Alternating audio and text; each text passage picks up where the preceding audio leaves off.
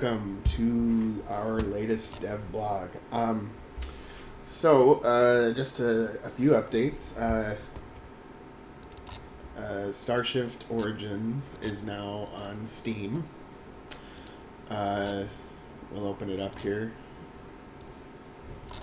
So, if you are watching this, make sure you add it to your wish list. I set the date as October 7th. I don't know if it's going to come out sooner than October 7th or later, but this is going to be, I was kind of told to make like a 1 hour or 2 hour long demo. I'm going to try to like push for like a 5 hour long short story, like straight up.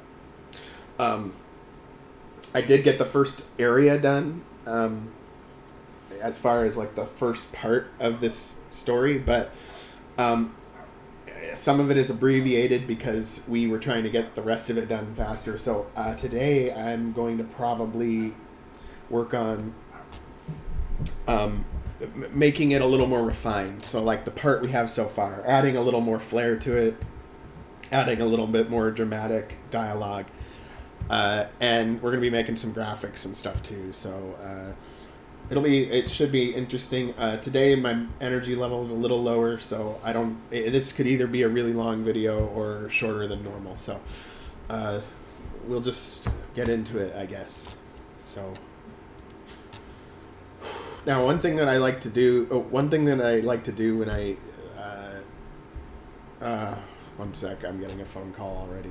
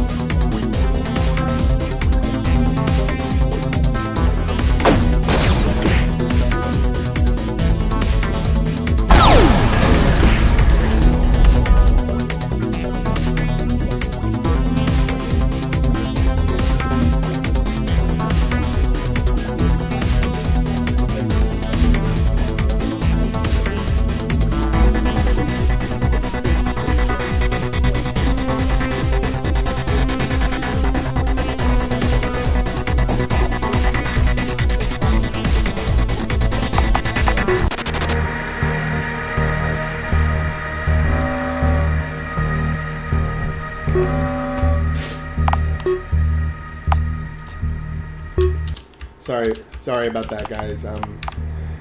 Phone rings, of course, after 2 minutes into the stream. I just turned my phone off. I got 3 calls in that period of time. It's a common problem for me.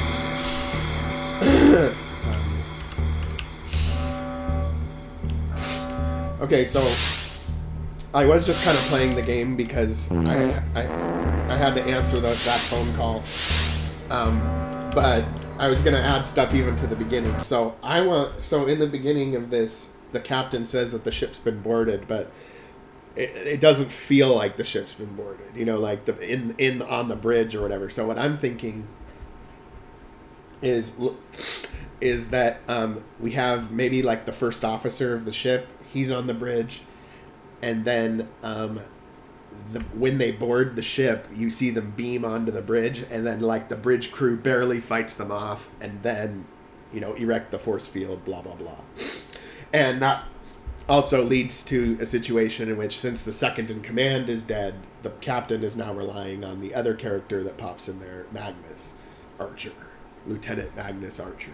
So I'm gonna try to create some of that. I'm gonna have to use some Photoshop and whatever, but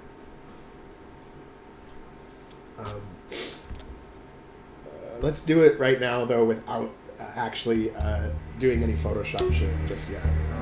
Okay. Let's see which part we're trying to do here.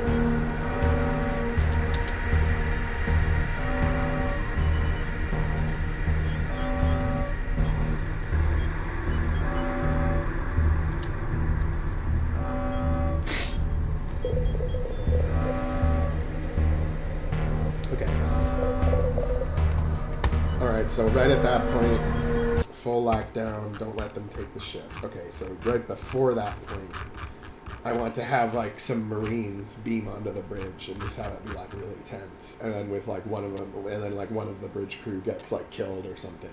Something really funny like that. Okay, so let's see here.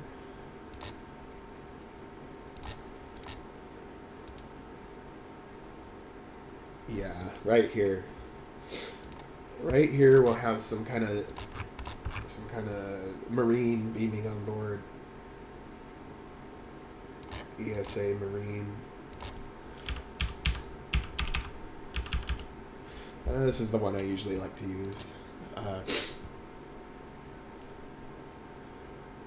So we have him beam onto the ship.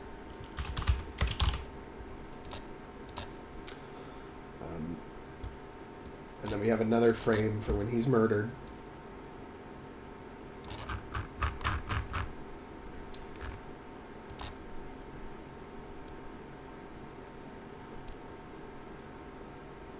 Yeah, probably this one. Yeah. And then he gets murdered once the shot fired.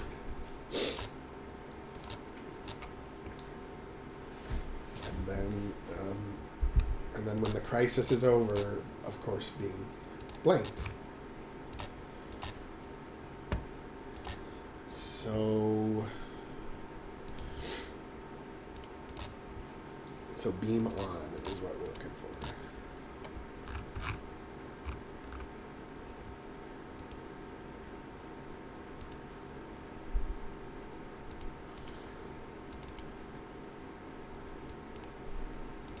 So now we do an animation on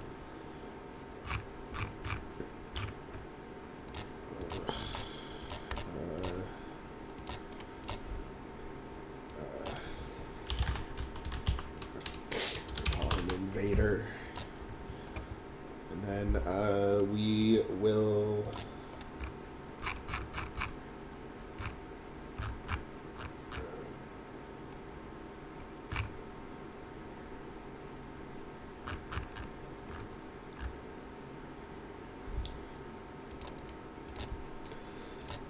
animation invader. Let me do transporter beam. And then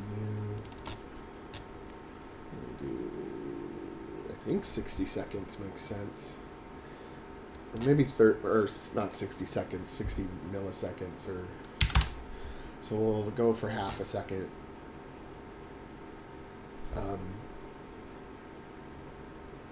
And then we make him appear.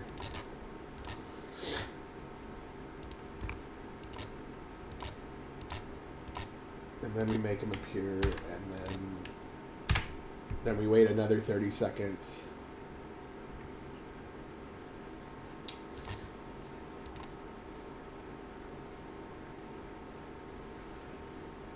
And then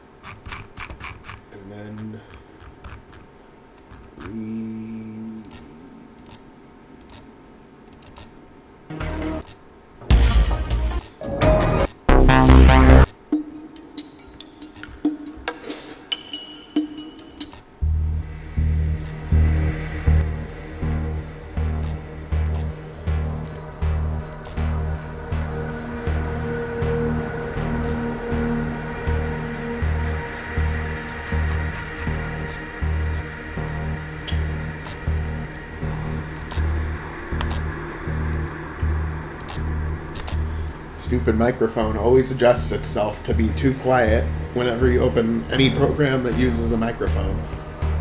I just wish there's a way you could set it to just be 100% manual.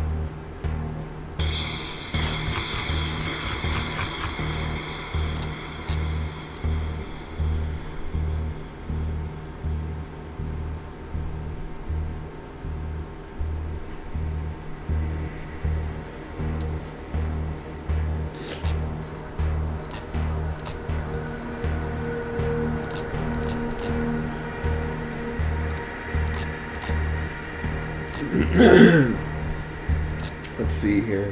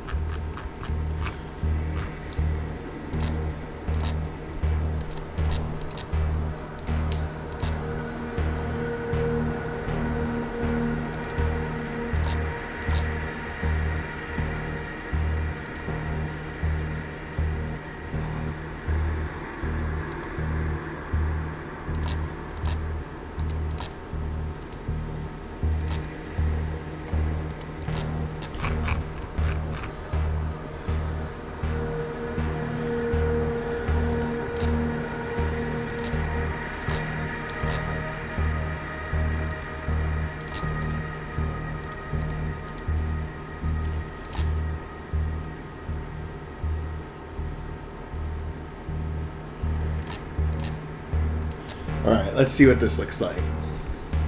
And then we're going to add a little bit of Photoshop flair after we see the basic scene.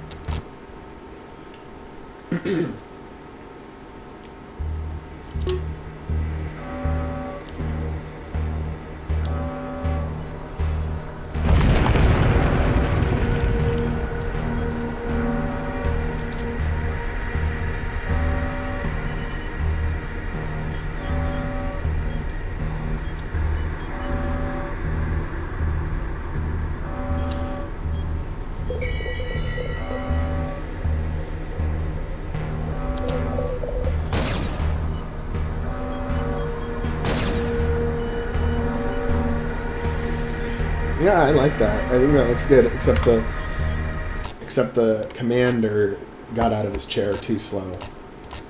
Like he needed to be like that, faster. And then this guy, yeah. I'm gonna see what that looks like. Like he's trying to rush him, but he gets killed, kind of a thing.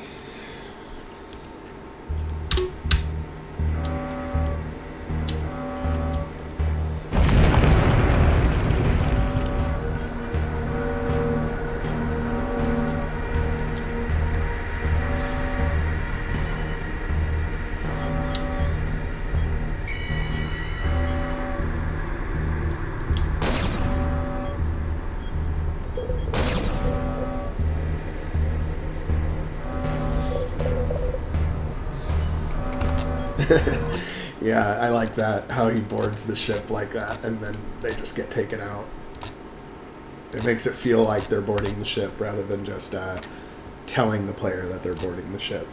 But now we gotta make it look like she's really holding a gun or something, right? So we got Terran Republic FO2. So we go to Terran Republic FO2.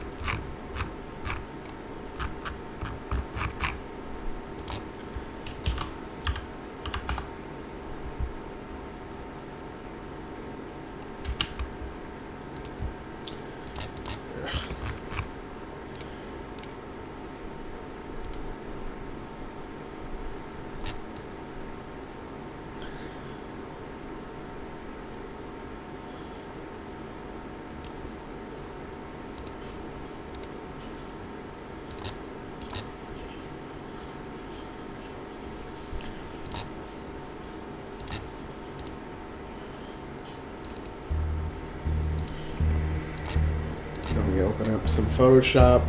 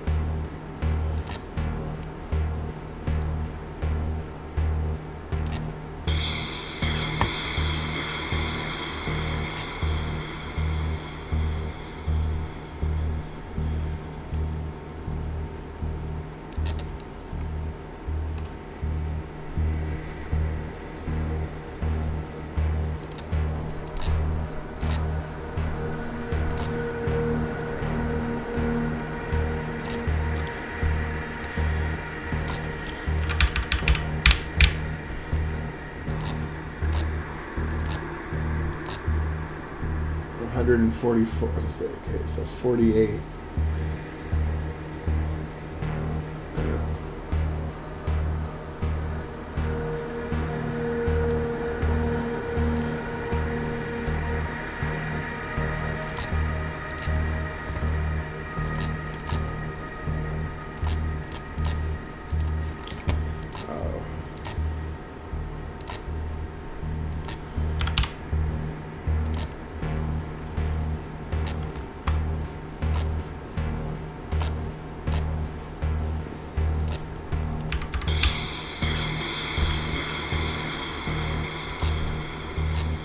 Since the scene is happening quickly, and the gun doesn't have to look perfect, it just has to kind of look like it's sticking out. I think sometimes people could get really OCD about this if they were an artist type. I've always thought of myself more as an art mechanic rather than an artist, but it's just me.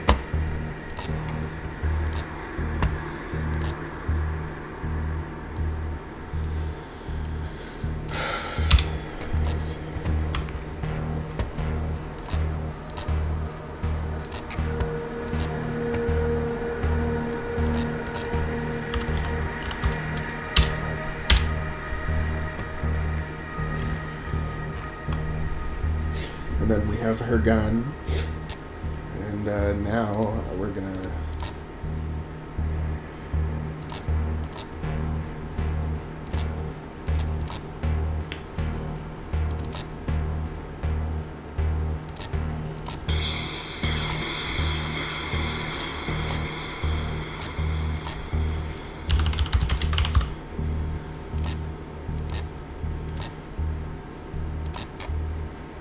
pull his gun.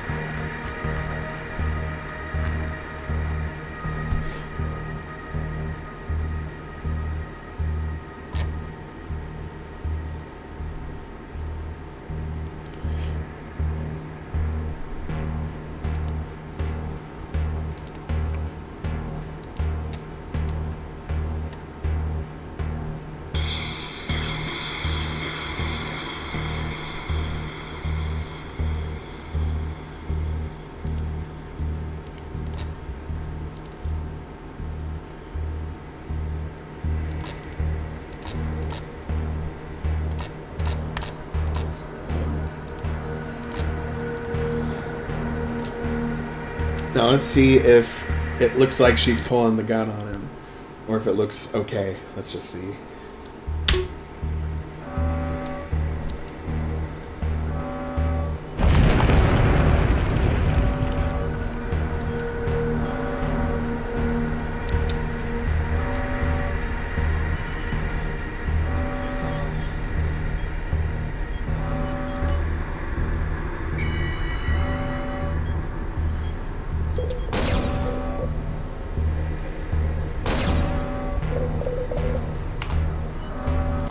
Okay, the problem was it looked like she was pulling the gun out, but from behind the chair.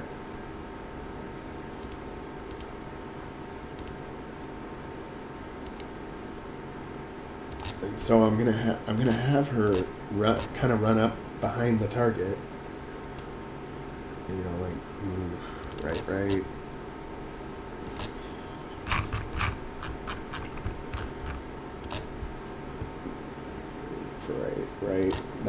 Not wait for completion.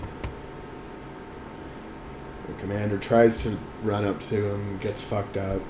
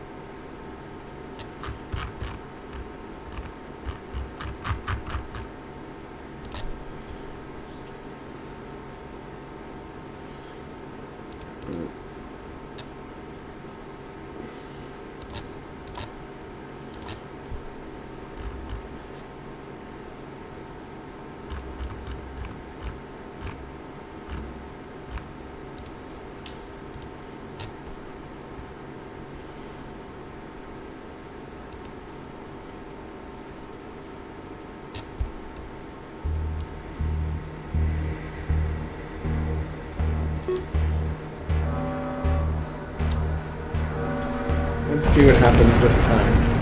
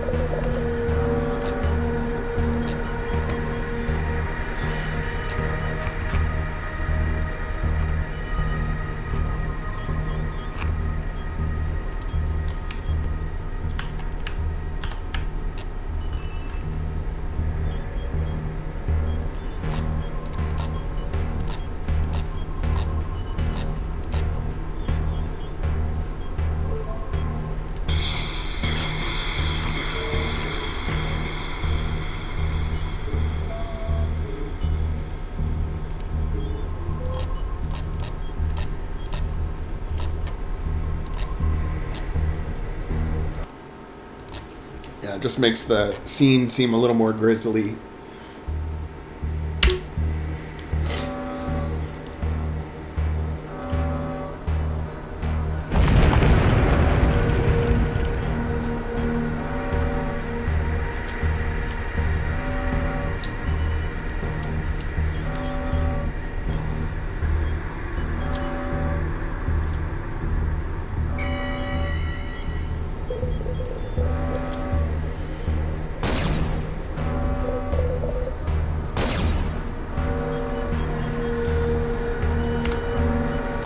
Make her move a little faster. That way, it'll look better. Make her move a little bit faster, and then make this dude needs to move faster too.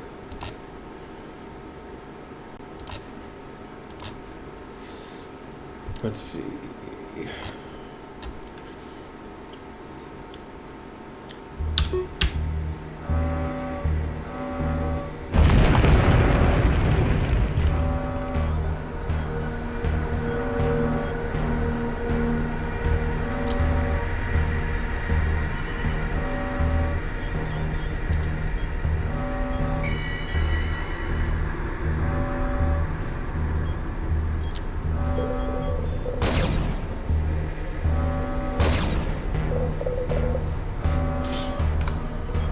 Oh, it's because it's on page 2.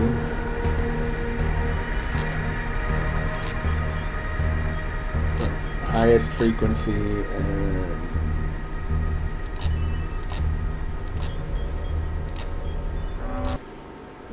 yeah, let's do it.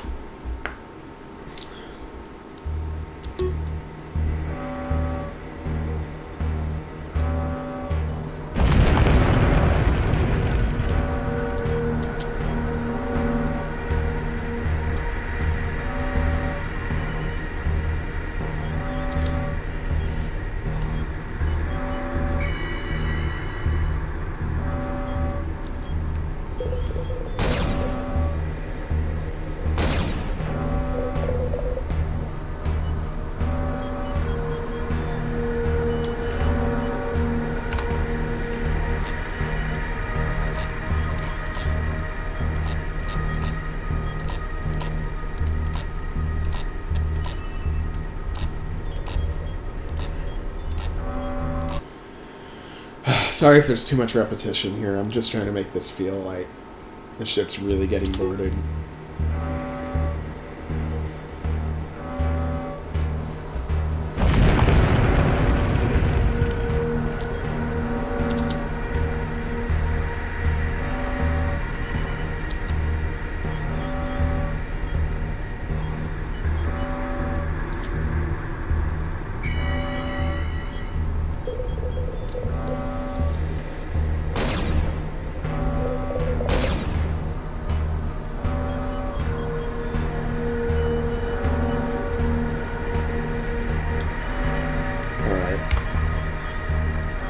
Good enough for now, except I need to do another one of the Marine pulling out his gun.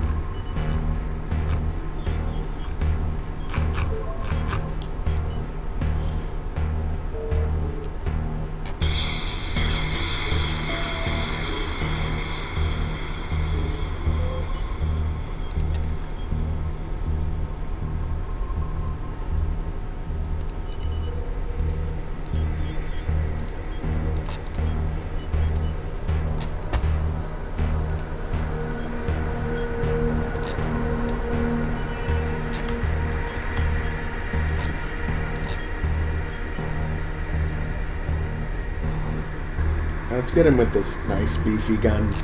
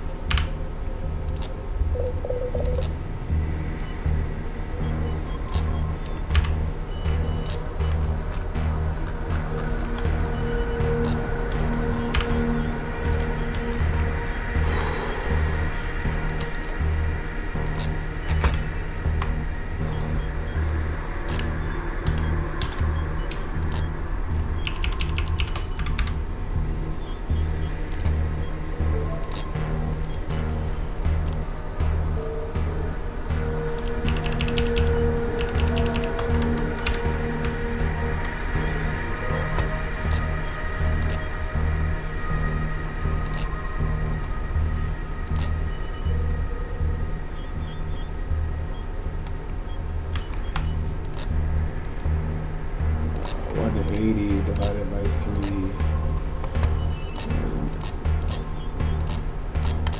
60. Well, it's good that this is a little bigger because I can actually make the gun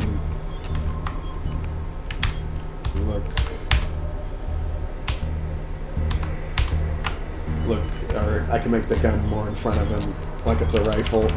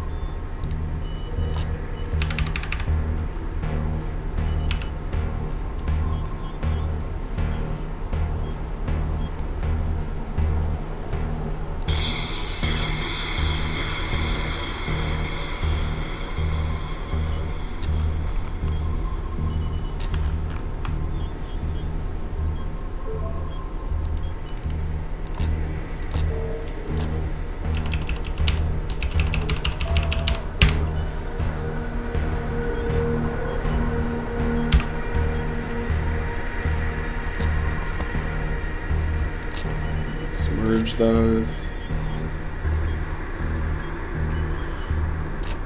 We'll just make a backwards version of that.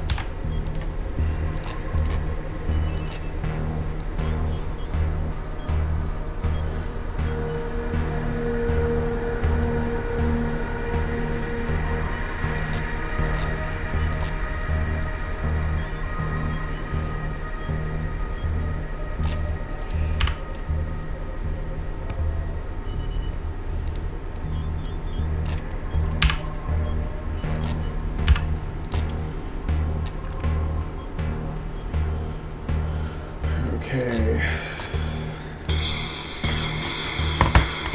ESA Marine 7 with gun. I also needed this for parts of the full game too, so it's kind of interesting that making Origins is actually helping me make stuff that I was too lazy to get to in my main game.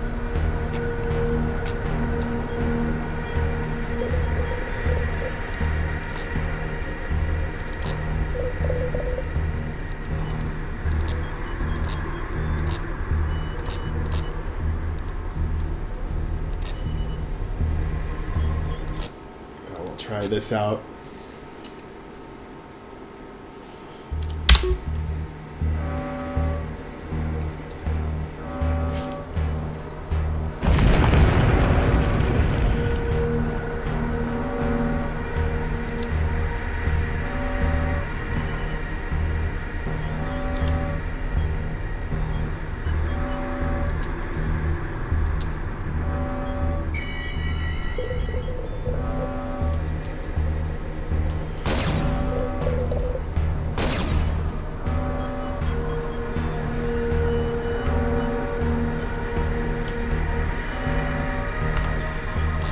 It's good enough for now.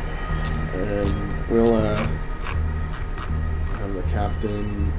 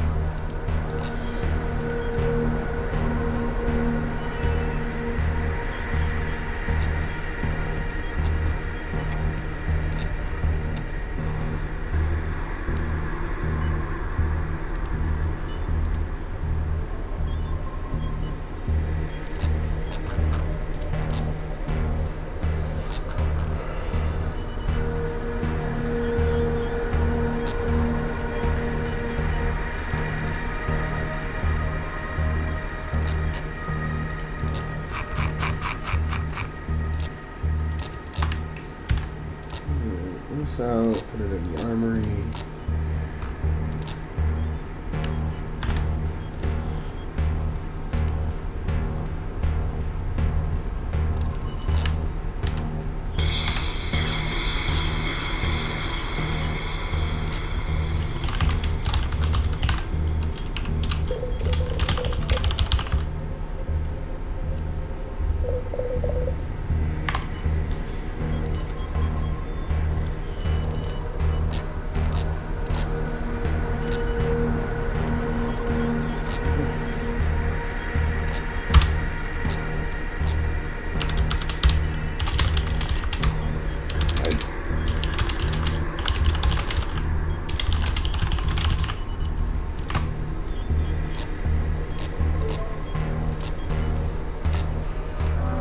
Okay, so now, since I've forgotten a few details, I'm going to kind of play through it and as quickly as I can to get to the part where you go to the brig and are questioning the prisoners, because that part was a little rushed.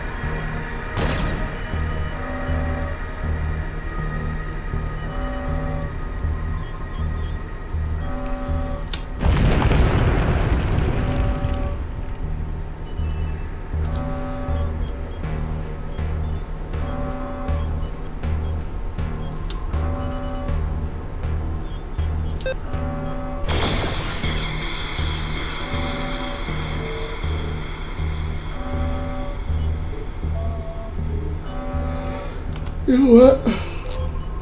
The sound for that graviton burst sounds a little wimpy.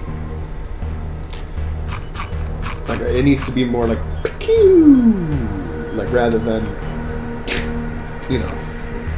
Let's see. I have the sound. I just don't remember what it is. I remember the animation with the sound. But yeah. No.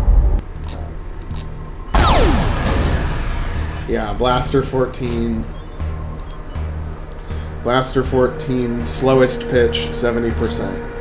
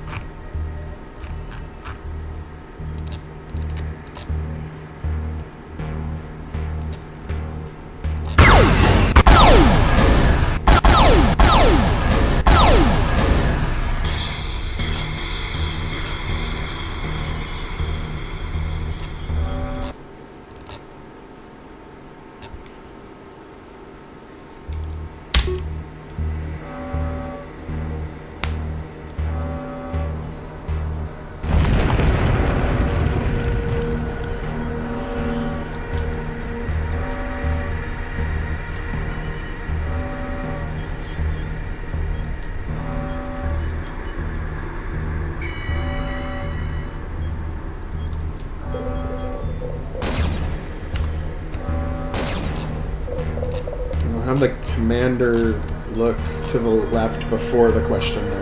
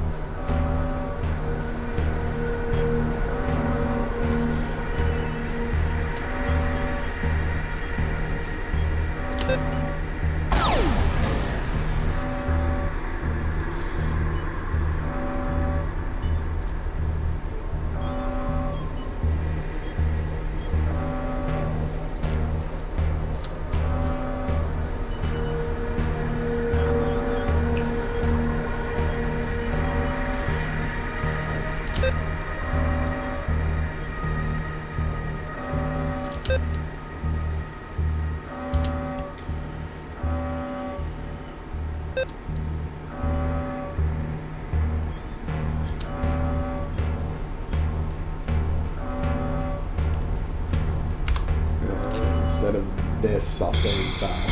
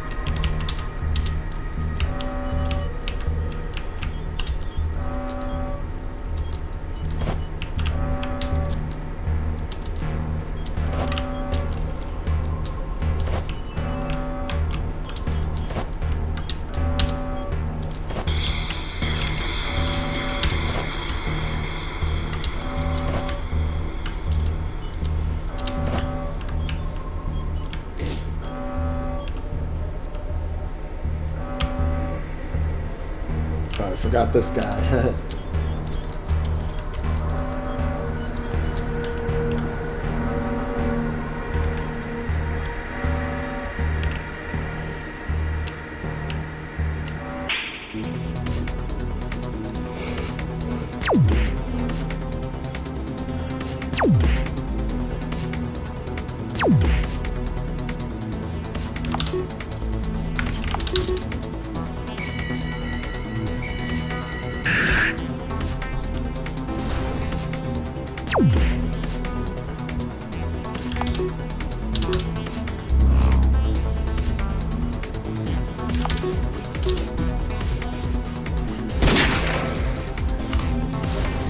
I think that attack is a wee bit too strong.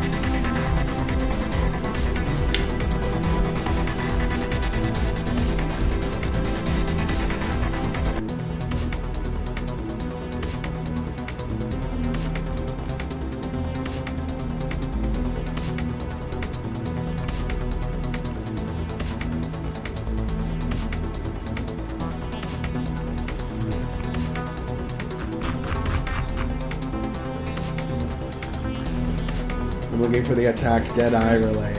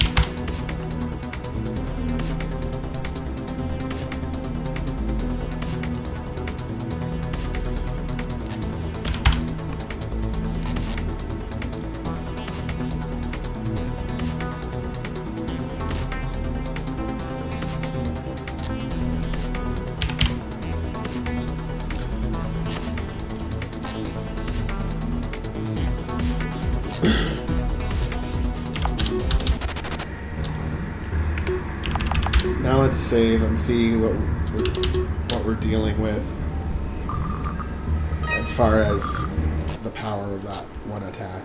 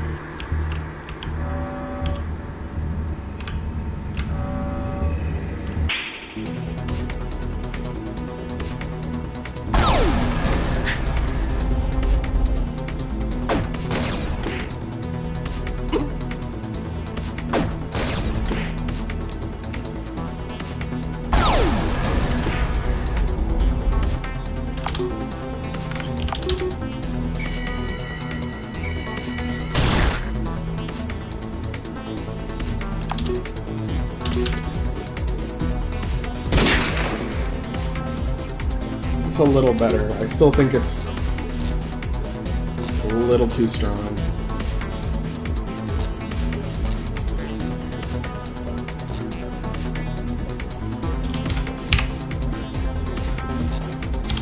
Let's do a 0.8.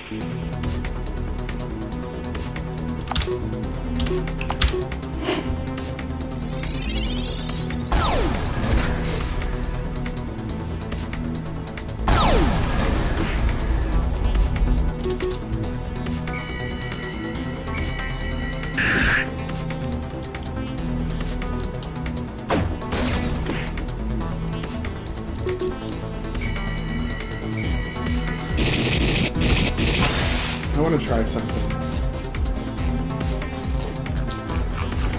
I've always had a hard time getting the like the red alert to work in battle, because it's set up. Well, you'll see.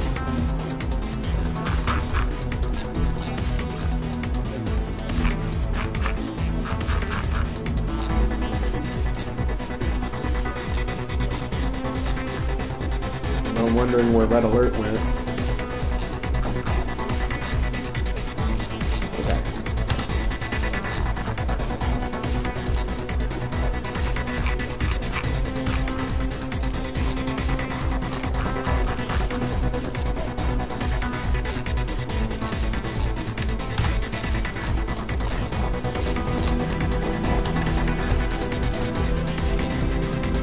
Let's try it as a common event though.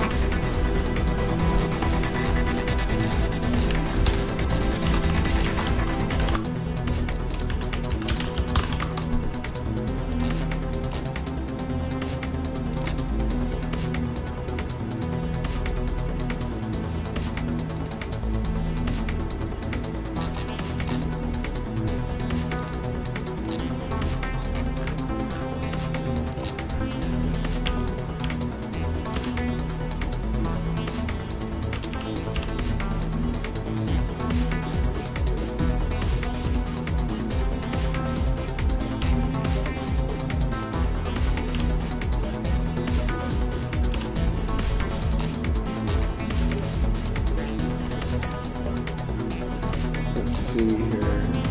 Flashing on.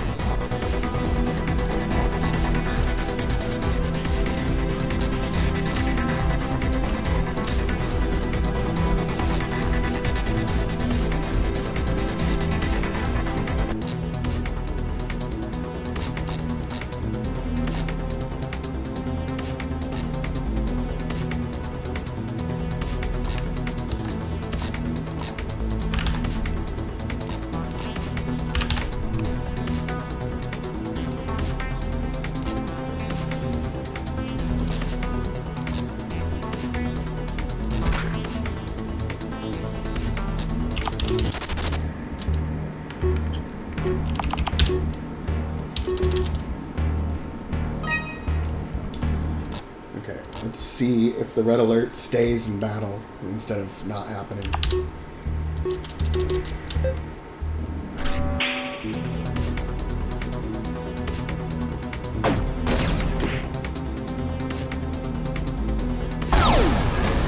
Yeah, see, it doesn't happen. But maybe, let me try this instead. Maybe I have to activate it. Actually activate the common event.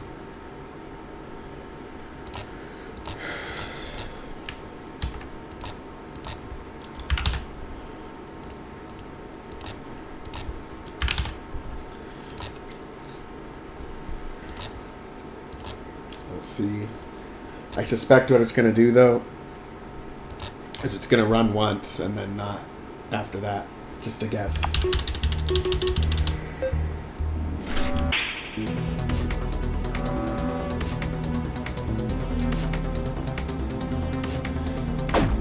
Yep.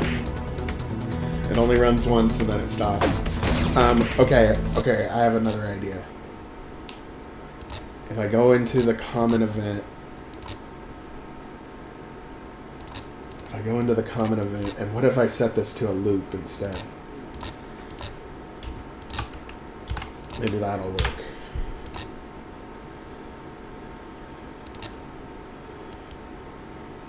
Maybe that will work.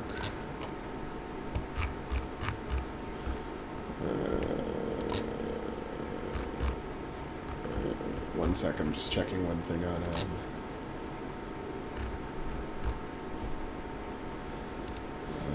okay. Let's see if this works. I'd love if it could, because it would make the battles seem more atmospheric. Yes! Oh. But it doesn't let me actually fight, though.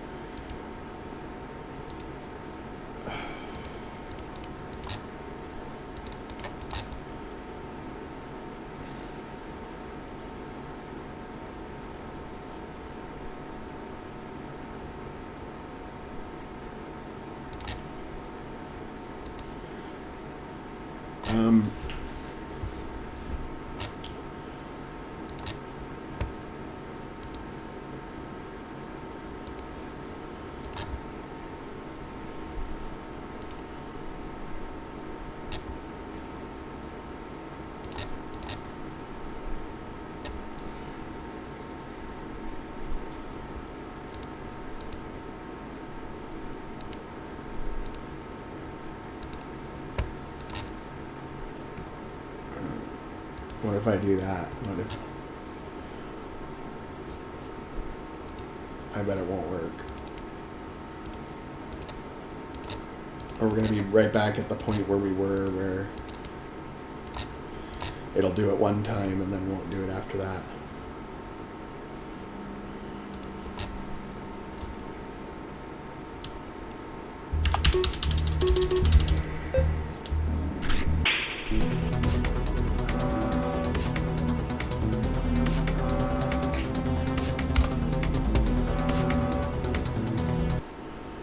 Okay, what if I put the break loop in the common event?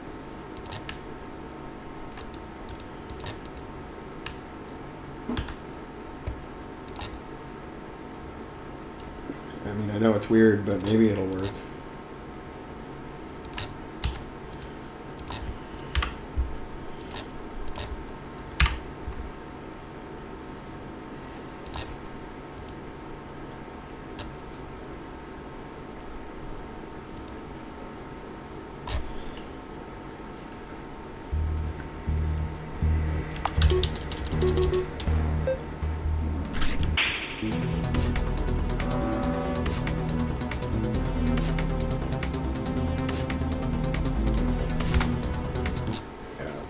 Runs one time.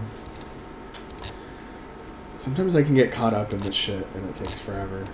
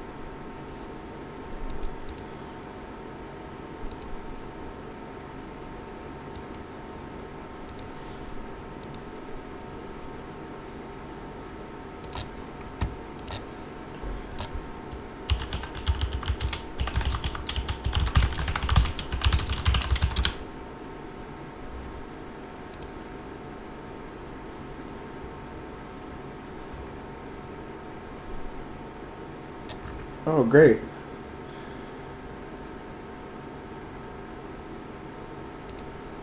Somebody made a plugin for that. Oh, man, I love that.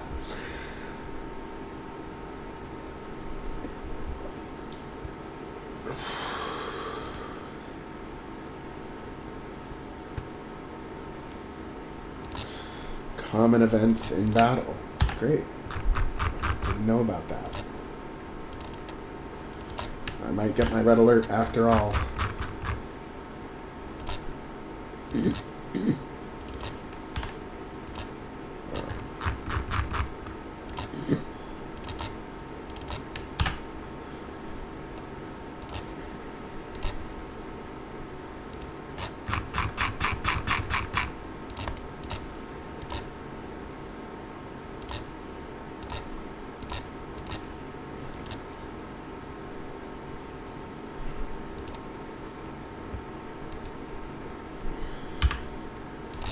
Okay, so perhaps this is automatic.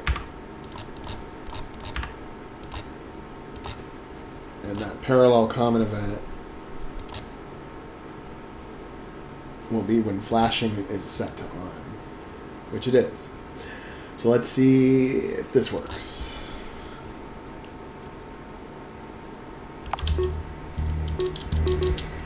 But there's a chance other parallel common events can run. Oh, it works.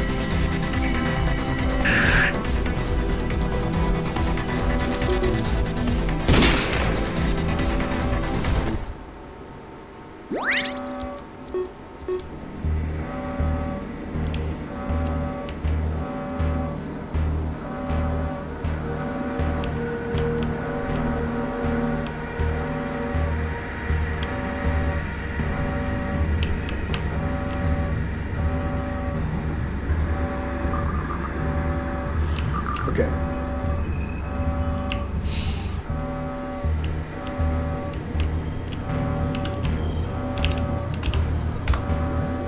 Now, I think the reason why I'm getting double red alerts is because I used to have these events, and now I should actually take them out so that I can just use a common event instead. Make it more efficient. Less prone to human error.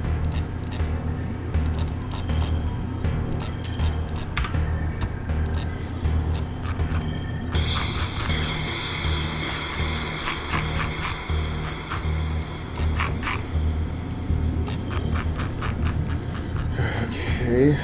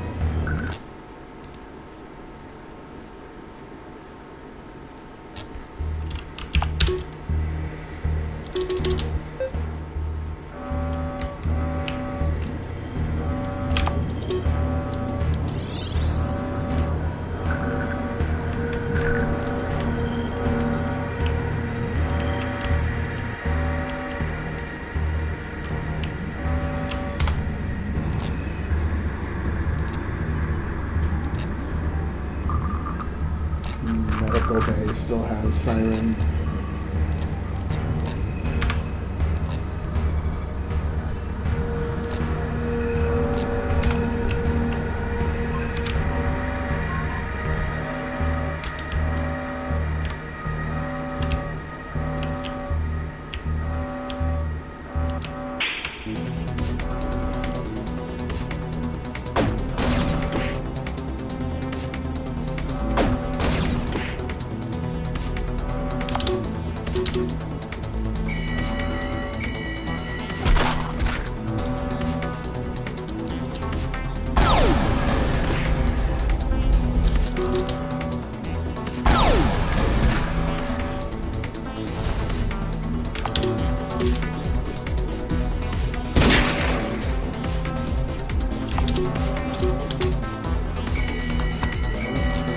be a little too weak, that skill.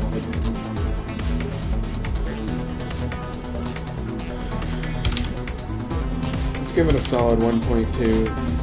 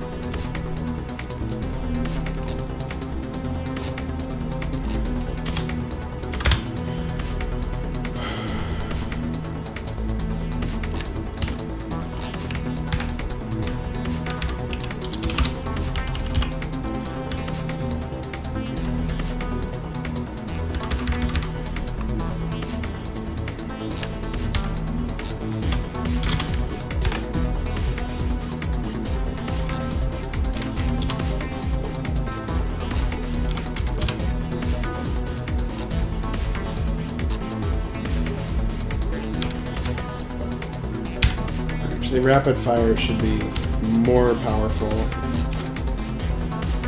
than the other one.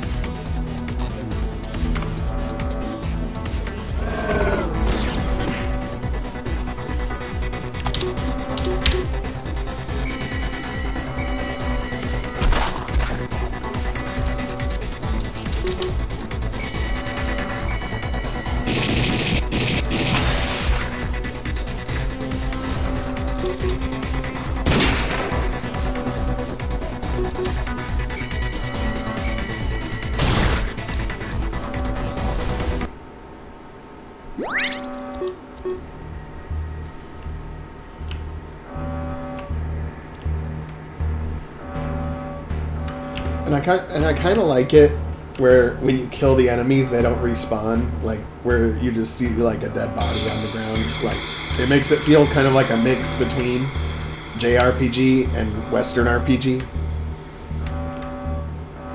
Just to give the player like a different vibe, and also the idea of no levels. So there's no levels in this game. It's just that you gain knowledge points, and then you can learn skills.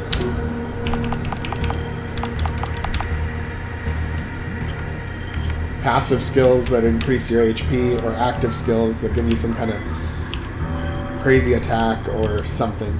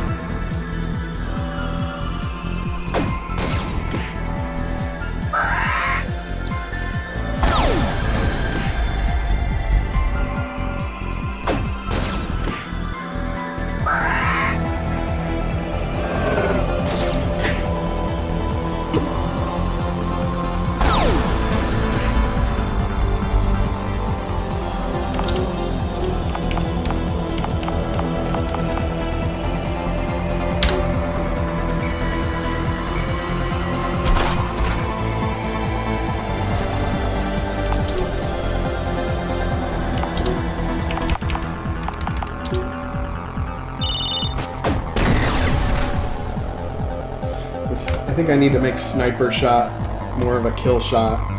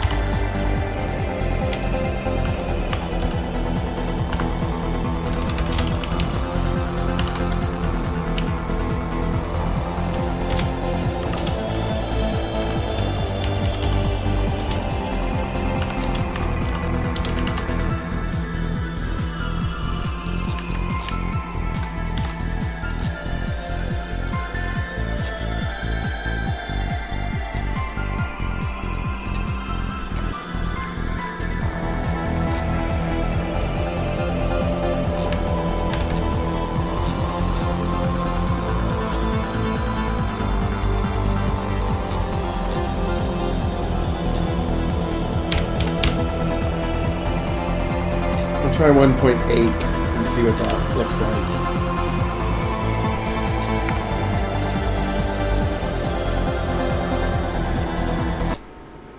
Try 1.8, see what that looks like. Okay. Let's see.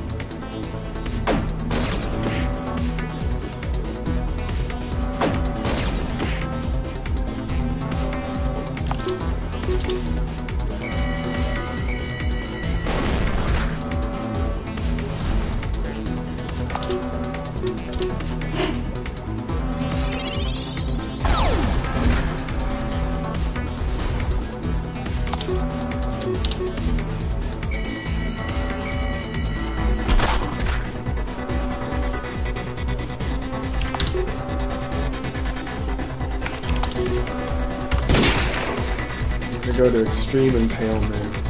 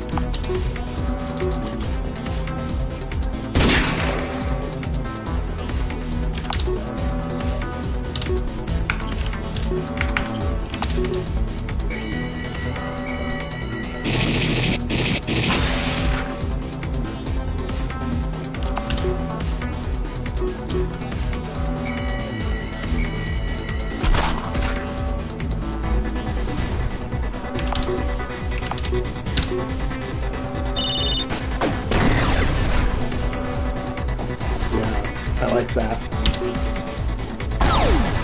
So maybe I want to make sniper shot require more charge.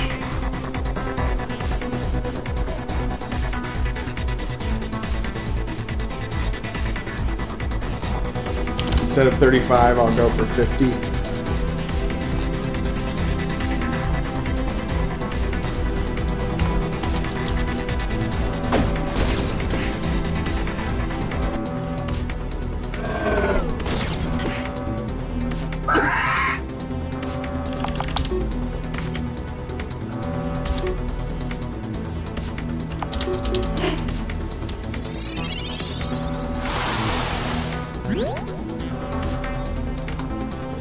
In the armory, do they get enough epinephrine mists? Only one. Okay. They need 3.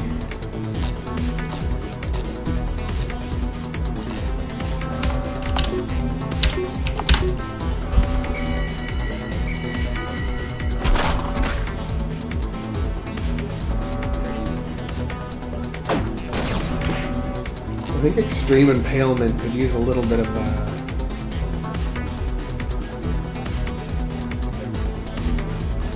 use a little bit stronger.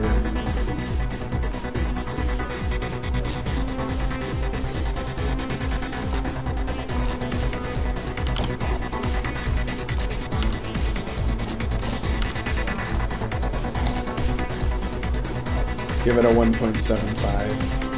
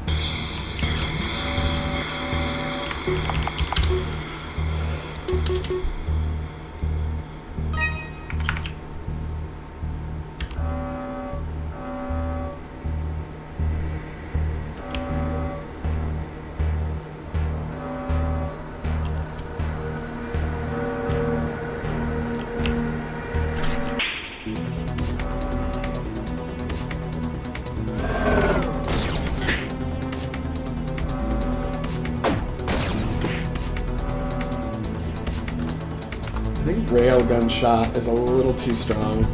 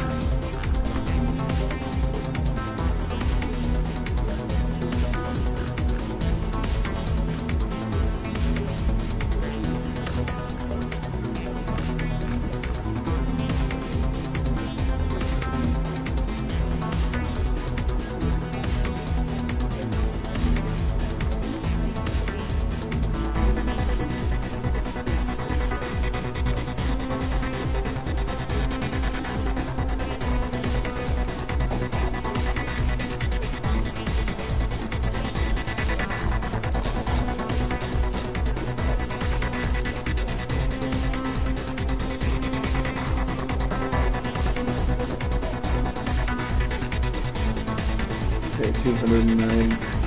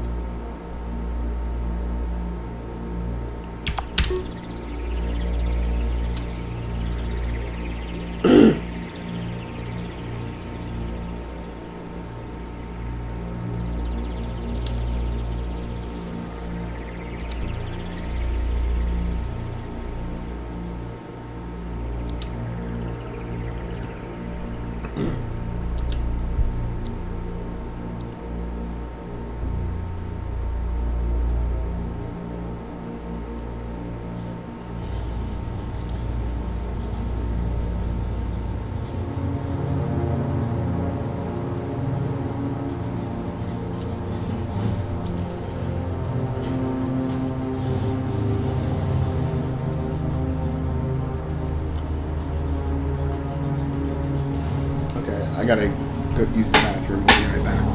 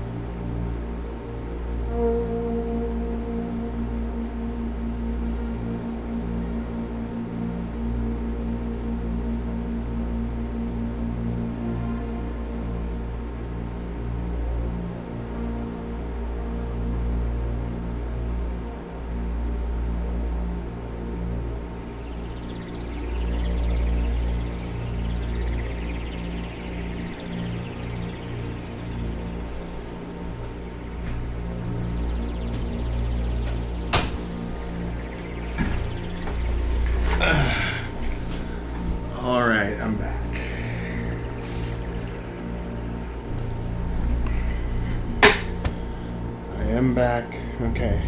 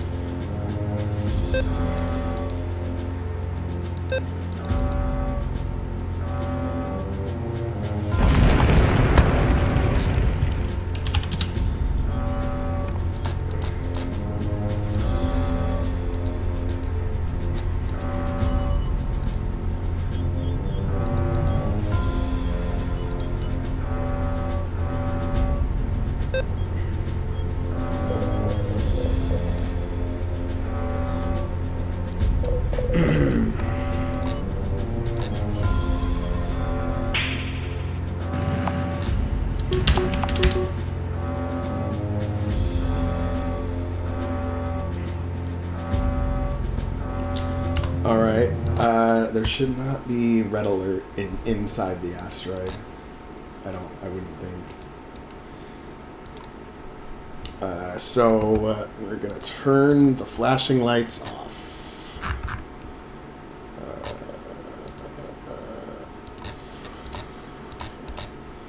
Turn to off, and then turn back on again once you get back to the bridge.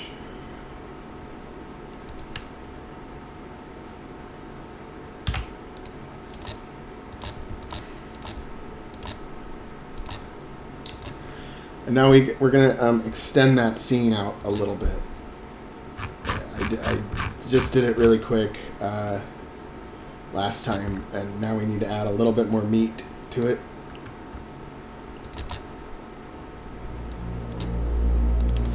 So we go back to the brig. We're dealing with the scientist and the military officer. So the military officer will kind of be bragging about the ESA, and the scientist will be providing all kinds of techno babble about the crystal and all that shit.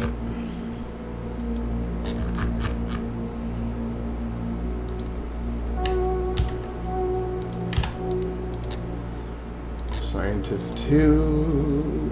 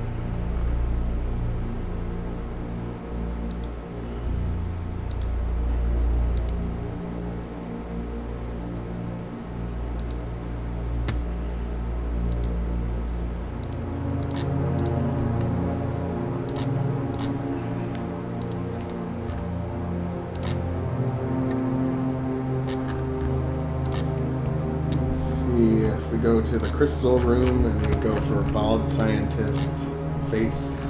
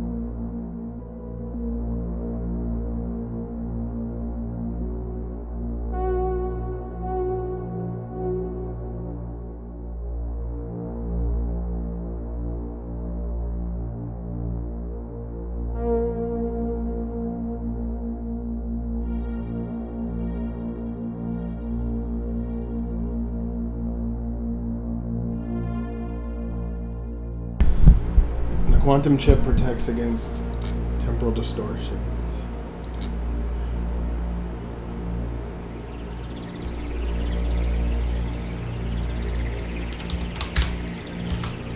It's a valuable piece of hardware.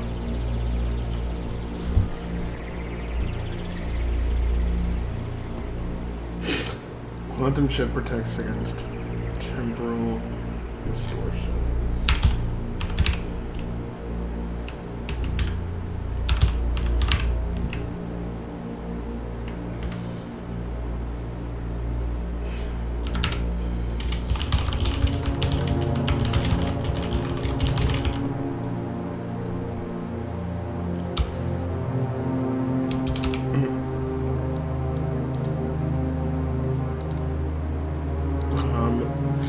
Quantum chip protects against temporal distortions.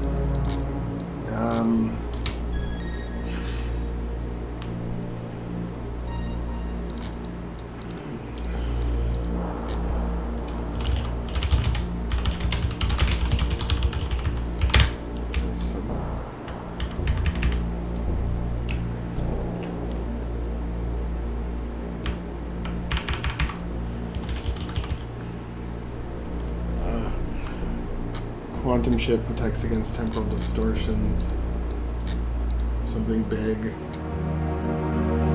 must have changed since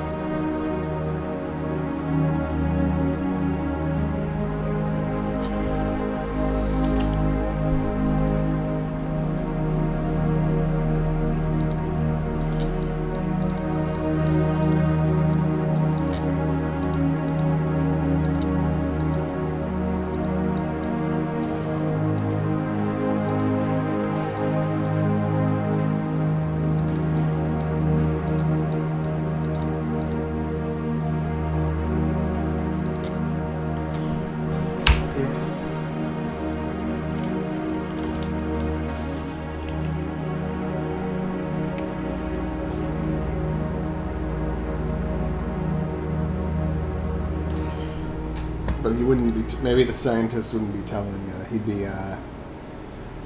He'd be trying to clam up. So, Lieutenant Archibald. Oh yeah, now the captain, because the captain's already been briefed from like back in the.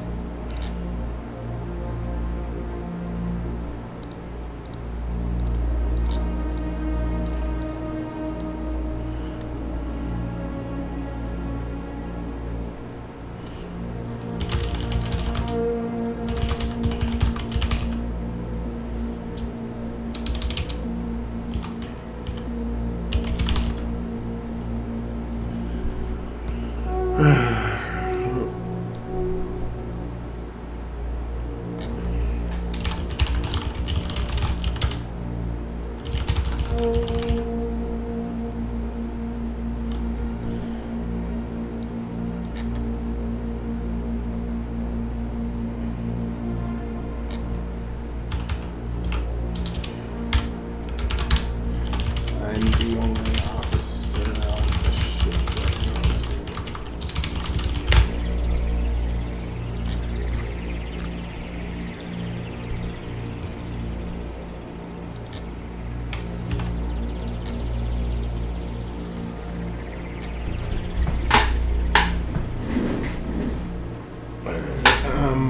Let's see.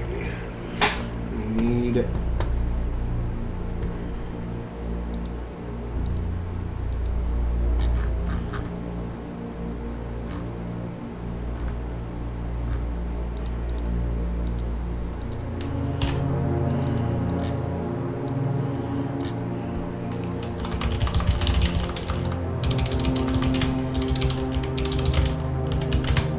We need to get the chip back to the door.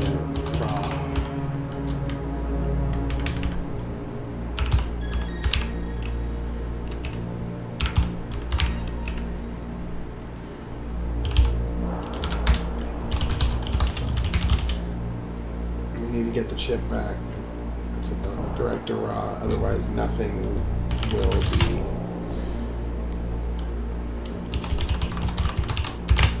Otherwise nothing will be corrected. Otherwise nothing will be corrected, or we need to get the chip back to direct to raw. Otherwise the damage can never be undone.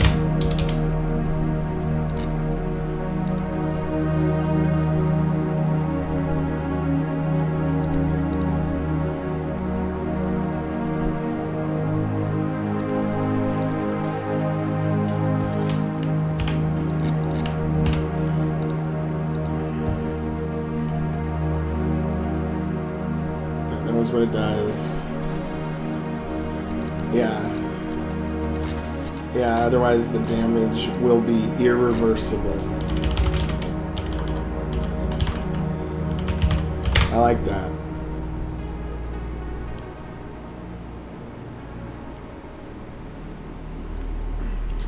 I like that. We'll use that.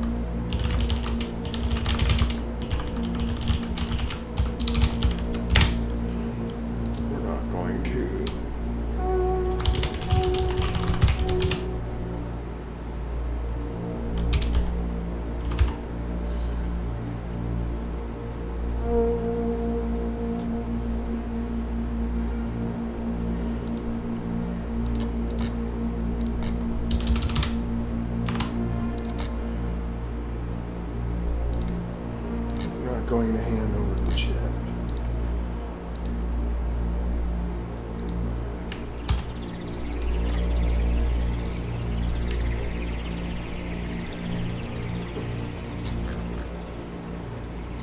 We have Magnus ask a question.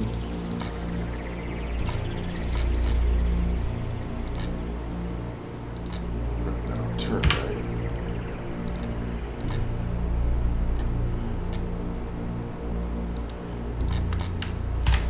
Captain, what is this about?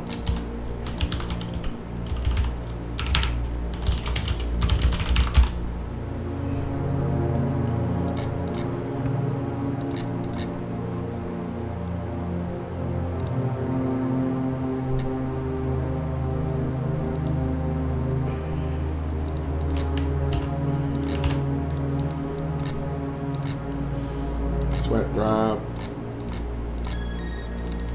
Turn right. Or turn left, sorry. Turn left.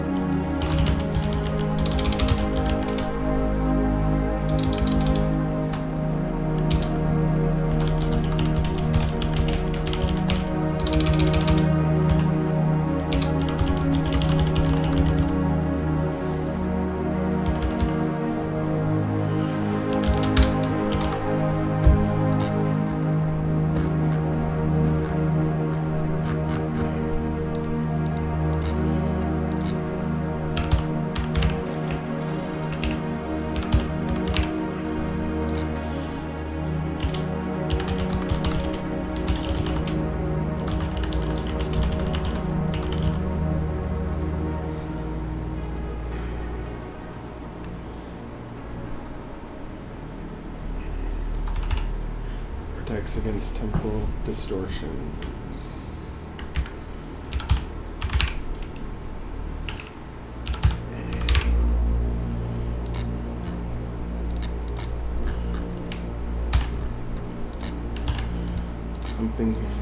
Something has changed. Something major has changed. I don't know. Something major has changed. I don't know the cause. I don't know the cause.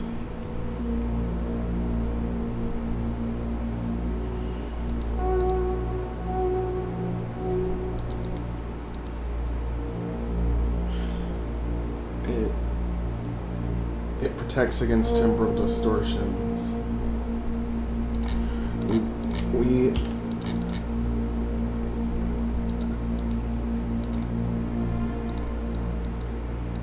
Because I want to kind of open it up so that the crystal, so that the main thing that this chip does is it protects you against temporal distortions, but maybe there's secrets of it that haven't been unlocked yet, like some kind of like, I only have access to, you know, this information, but there's more, and I have not been briefed on, you know, something like that. Something like that. It has unique properties. It protects against temporal distortions.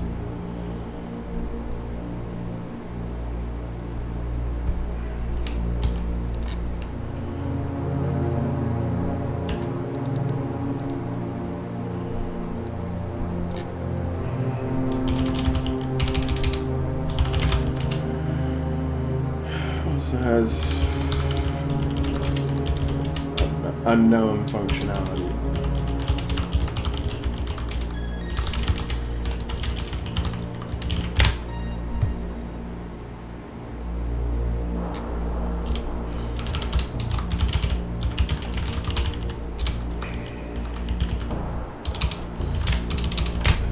This ship was the prototype.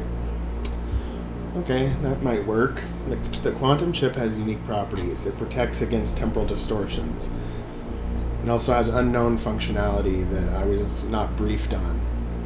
This ship was the prototype.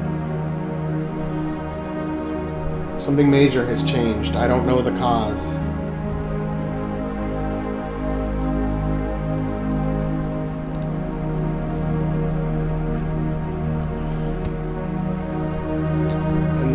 And then what could I say as one of the office, or the scientist almost getting like a condescending tone that,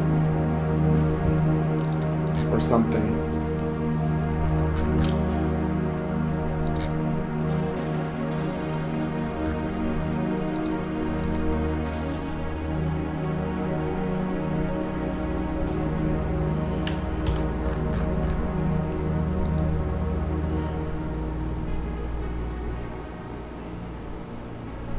Something major has changed. I don't know the cause. Changed. Okay, yeah. Magnus. The Magnus changed. What are you talking about? Changed? What are you talking about?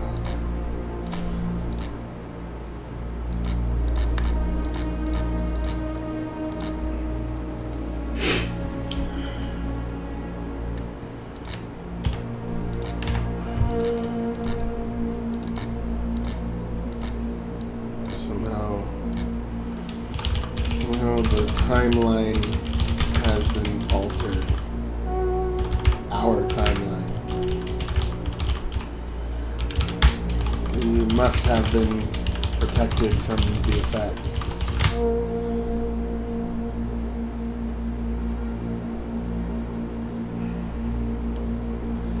No, it's okay. I really appreciate your suggestions. It does give me ideas. A lot of times I might not use the exact suggestion, but it gives me something to brainstorm or bounce my consciousness on and come up with something. We must have been protected from the effects.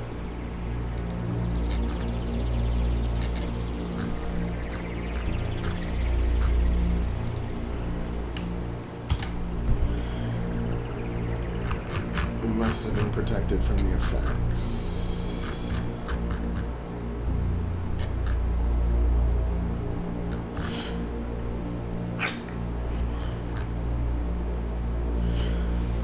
We must have been protected from the effects.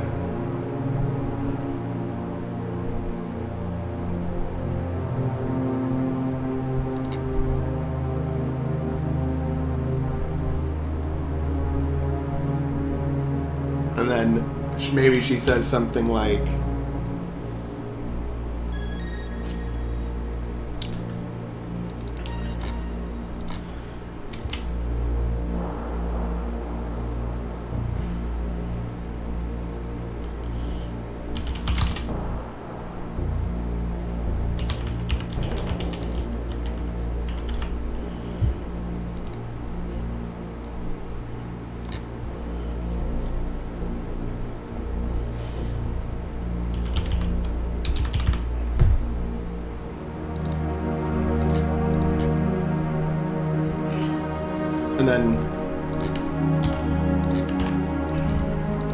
and then she might say something like, there must be a way to undo the damage.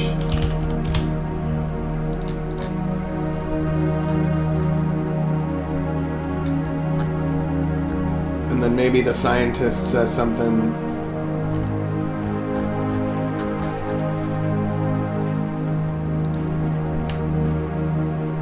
The scientist says something kind of like angry or something. Like, no, this is like,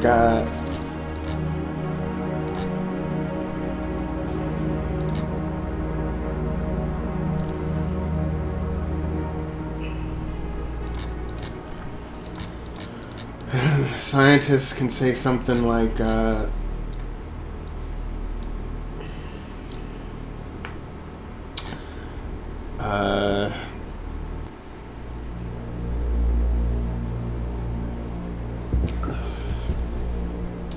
because these guys exist in an altered timeline, the wrong timeline. So obviously they don't want this to be fixed, because, you know, they wouldn't exist in the world that they know. So they are trying to, like, kind of protect, I think, trying to protect their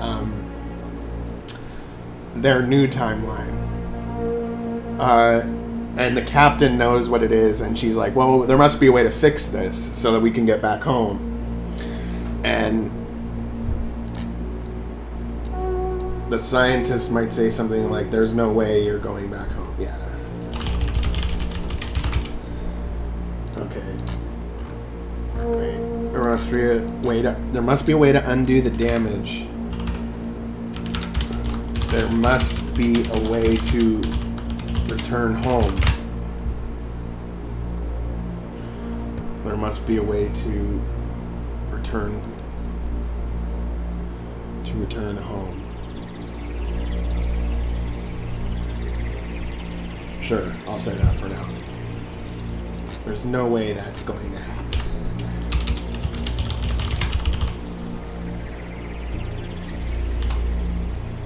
There's no way that's going to happen. It's too late.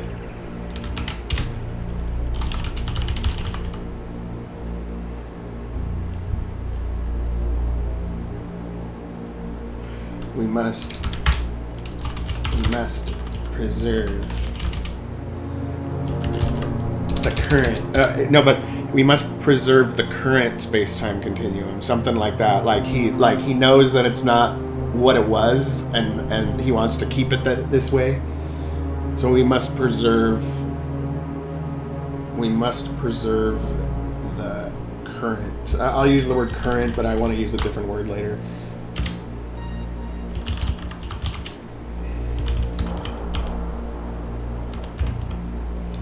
How do you spell continuum?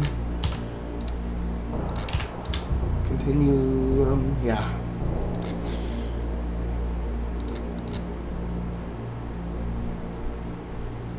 current state. We must preserve the current state of we must preserve the current state of the space-time continuum. Yeah, I think current state sounds like a scientist would say it like that. We must preserve the current state of the space-time continuum.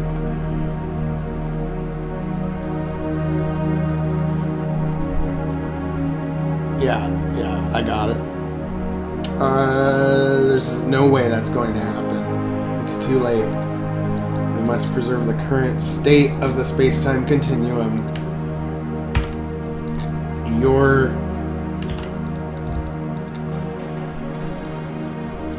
Your presence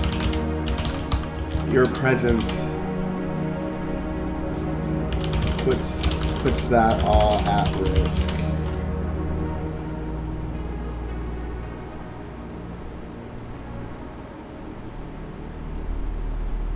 Your presence puts that all at risk. We will not tolerate that. We will not tolerate that. And then he's gonna say something like, I'm done answering any question from you. And then the earthquake hits, and then the battle happens. I think that kind of works. Like, let's see it play out. Let's see if the conversation makes sense. Yeah, in jeopardy is good. In jeopardy. Yeah, I like that.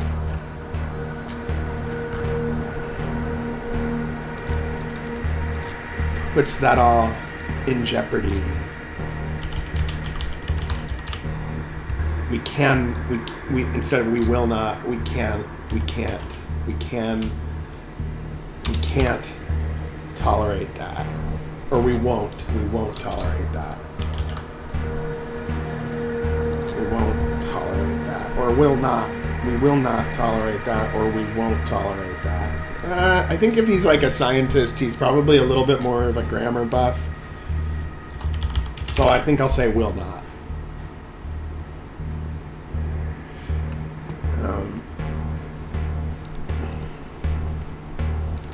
Then he's like, I'm done answering any questions from you. It makes a little snide remark, and then they find you inside the asteroid. And then the battle begins. So let's see what this looks like.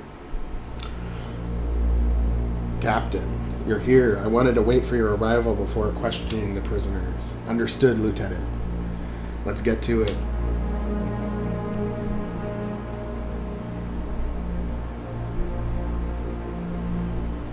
Let's start with some easy questions.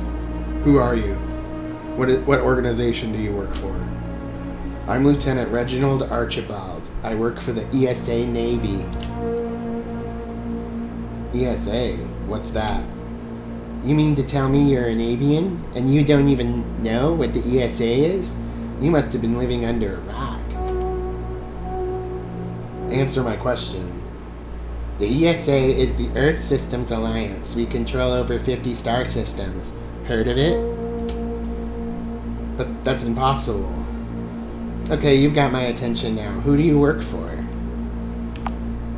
We work for the Terran Republic, Navy. This ship was built on Earth. I was hatched on Earth.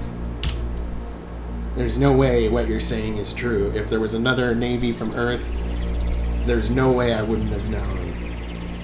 Lieutenant Archer, we can talk about this later. Go on. Please continue the interrogation. Yes, Captain. Why were you attacking our ship? What was your objective?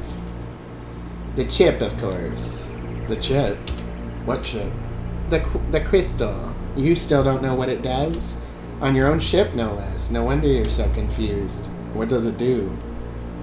I think I'm done answering any more questions from you.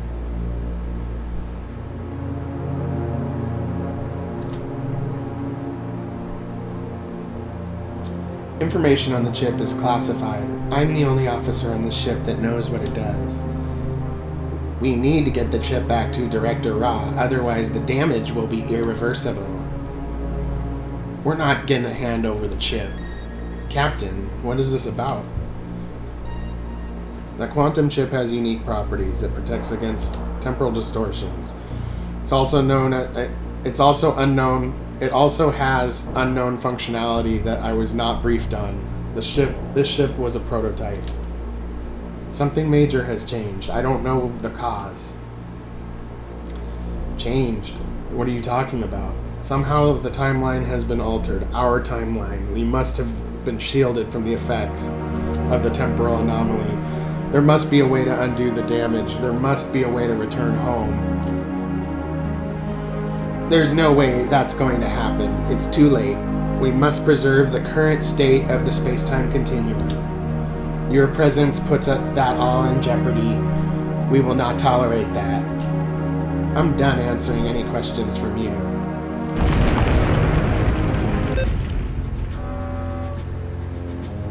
Everson to bridge. What was that just now? They found us, sir. You better get up here right away. Heading there now.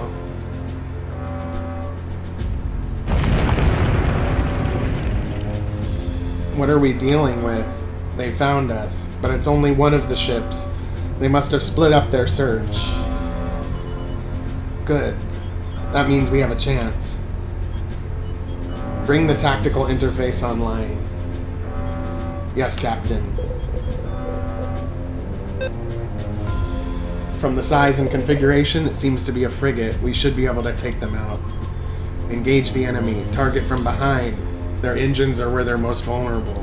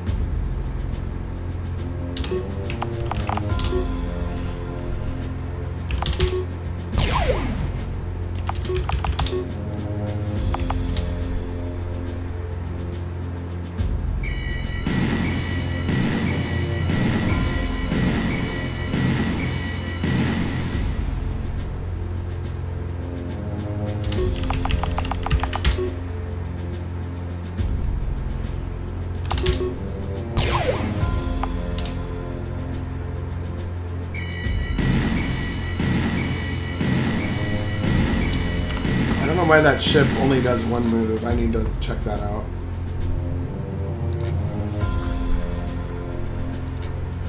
You guys say frigate.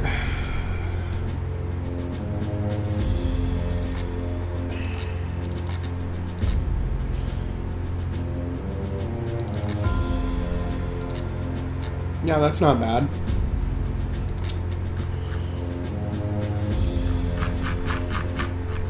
We can try that.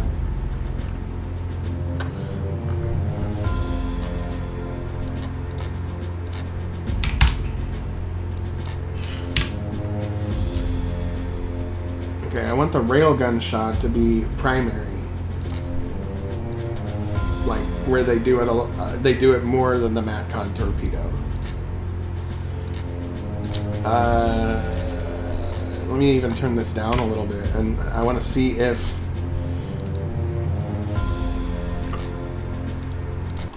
that ship does different moves. Because if it always does the same move, even when I set the other attack to be primary, then we got a problem.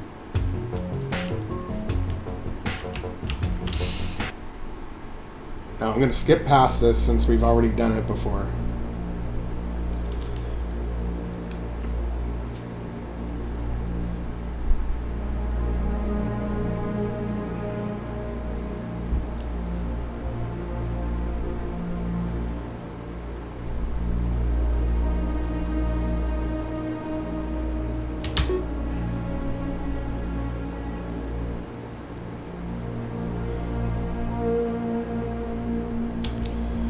As for the sprites, here's what I'll tell you that about.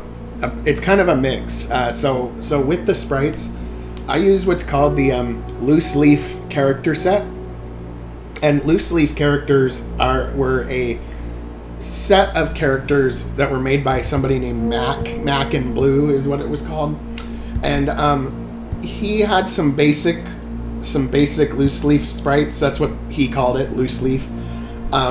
And so and I liked the general look of it. So at first I used default loose leaf. And then what I started to do over time was I started modifying the parts so that I could make different, hair parts and different armor and crap on my own. And then I added it in as part of the set. So it's kind of a mix of stuff I made, layered on top of shit I didn't make, so for the sprites. So the sprites are kind of a mix. You can get the loose leaf set in the Game Character Hub application as built as parts, but I've added a lot more to it myself.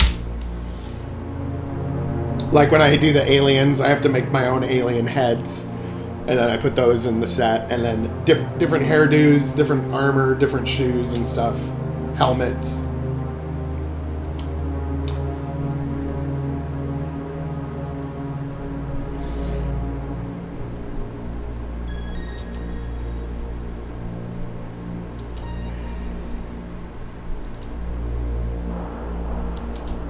Okay. We're gonna skip past.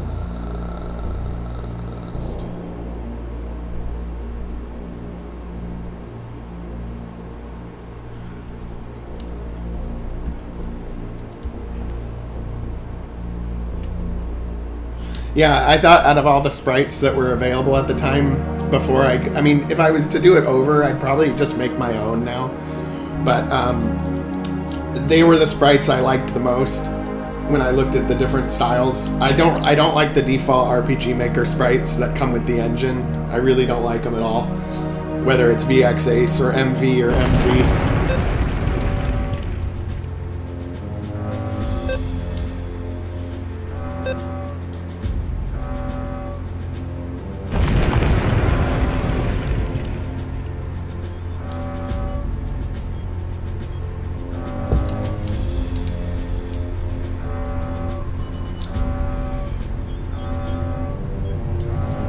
Yeah, I hate chibi. I really hate chibi. And then sometimes sprites can be too tall as well. I thought that the loose leaf was that nice medium size, but it had that retro look, like during the quote-unquote golden era of RPGs.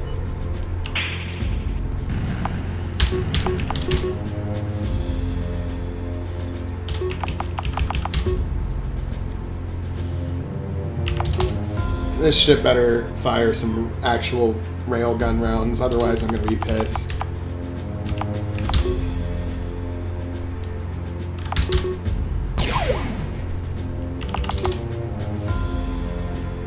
There we go. Okay, there's no problem. I just had to set it to use normal railgun rounds with a higher number than the other attack. Okay, good.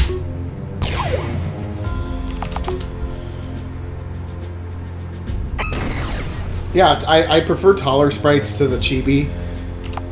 I kind of like the medium-sized ones, but the tall ones are my second choice. Like, I really liked the tall sprites in, like, Suikoden 2. I thought those looked really nice.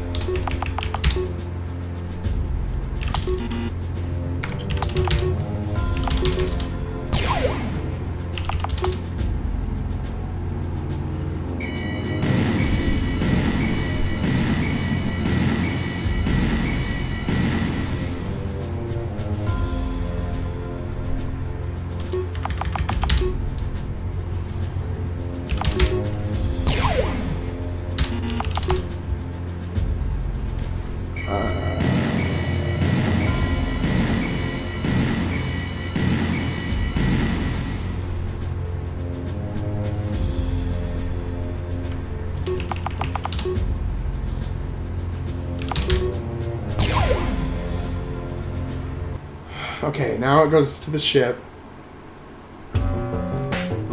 we did it, we did it, we did it, we did it, we did it, we did it. And that's as far as I've made so far. So what I want to do next is, these guys are like running, right? This is why they just keep getting chased down by these guys. And so, yeah, no, that's like interesting idea.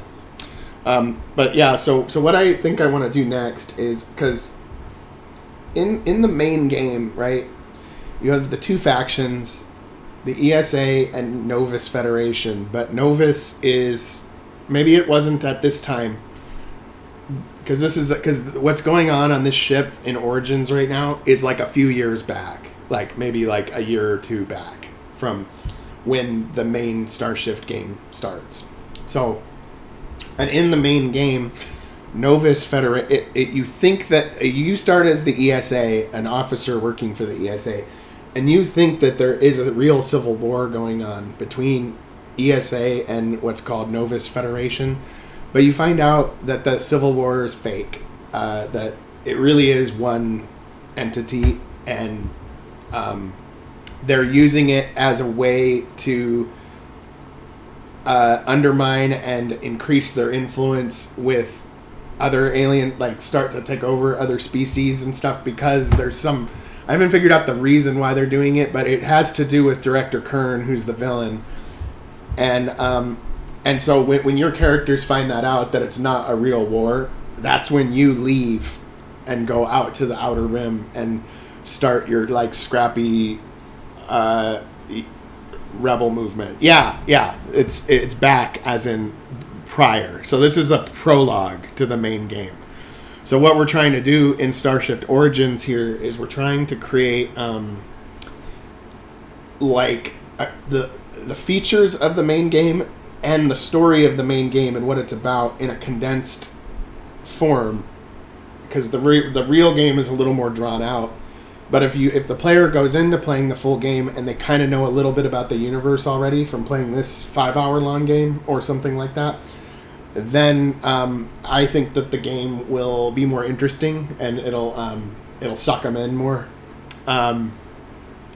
Yes, they're pulling geopolitical shenanigans. Yes, but the villain, though, it's not just that. So the villain is very weird, like how he came to end up in his current form. He was a human. There were artifacts discovered on the planet, and that's the chip and all that shit. And there's a lot of other artifacts that do similar things. They found that the Terran Republic, that's the faction you are on this ship for the prologue, found these crystals, archaeology style, dug them up, brought them in for research. The villain of the game, Director Kern, at the time was human. He ordered the crystals transferred to Station 11, which is the station you go to when you start the main game. And they started performing experiments on it, figured out what it does. Then Director Kern, there was an assassination attempt on him, and he didn't quite make it, or he was mortally injured, and he was gonna die. And then what they did was they transferred him into an android body with the cautionary note that, one part of the host is always lost, when there's a memory transfer. So meaning like there's a piece missing, like their consciousness was transferred into an android body, but something's not quite right. There's something human about them that's missing now. That is kind of like what happened to him. And then when he interacts with the crystal after that, he's blaming the crystal for, that he's ended up in that android body because he's miserable being in that body. And the crystal flashes white, and something happened, and it downloaded itself into Kern's brain, and so the villain is not human, and it's not the crystal's AI, but it's like a merger of the two. So it was like kind of like a freak accident that made him the way it was. So he now has the memories of the crystal, which is 100,000 years old, and he's trying to like bring something back. And I don't know exactly what he's trying to bring back yet. because again, I make this up as I go along and I freestyle it, and I try to lead to something next that makes sense. But that's the reason for the geopolitical shenanigans, is because he has a master plan he's trying to implement, and so that's when the timeline started going off, because he became influenced by this crystal and started doing stuff, and by that point there was already a device rigged up in this ship, and meanwhile he's doing stuff and changing stuff, and so the Novus Federation, though, the fake players in the Civil War, they probably started out as being a real power against the ESA, but then something happened where their leadership was taken out or subverted in some way. Because part of the story of Starshift is that there's memory altering implants. They can wipe your memory with if you have these implants, they can make you remember something different than what really happened. They can wipe your memory. They can change your personality, stuff like that. And so the game starts out, the main game starts out with you as the player. You're on your first mission. Some shit's going down on a planet. And then near the end of the mission, one of the other main characters, Anna, scans you and says, well, your implants are damaged, after the boss blows up in front of your face. And then later she is talking with you, and she says, if you don't want to forget, don't get your implants replaced. I've already said too much, sir. And that leads to where your character is starting to become aware of things that they weren't aware of before, because it was all nipped in the bud by the establishment. And then there's a part where when you get back, there's a way to save it so that it doesn't happen, but when you get back from a second mission, they want to kind of wipe your guys' memories, so your teammates you just went on don't even remember who you are and stuff. But Anna knows what they're doing, so if you do the right thing during the prison mission, you can actually save your whole crew and get them to come with you when you leave. But if you don't, then their memories get wiped and they don't even remember who you are, and you have to leave without them. So that's kind of like a rough idea of what is going on in the game. And it's I think it's a unique but kind of convoluted story. It is kind of convoluted, but I think that it can work. And so yeah. But it probably takes the player like 5 to 10 hours to figure that part out. So having like a condensed version like what we're doing here will make it so that when you play the main game, one of the other villains will be talking about the quantum chip and shit like that, and the player will already know what it is, and they'll want to know more about what's going on and stuff like that.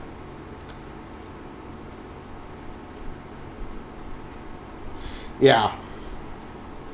So, and again, like, I kind of don't want the player to be the actual time traveler.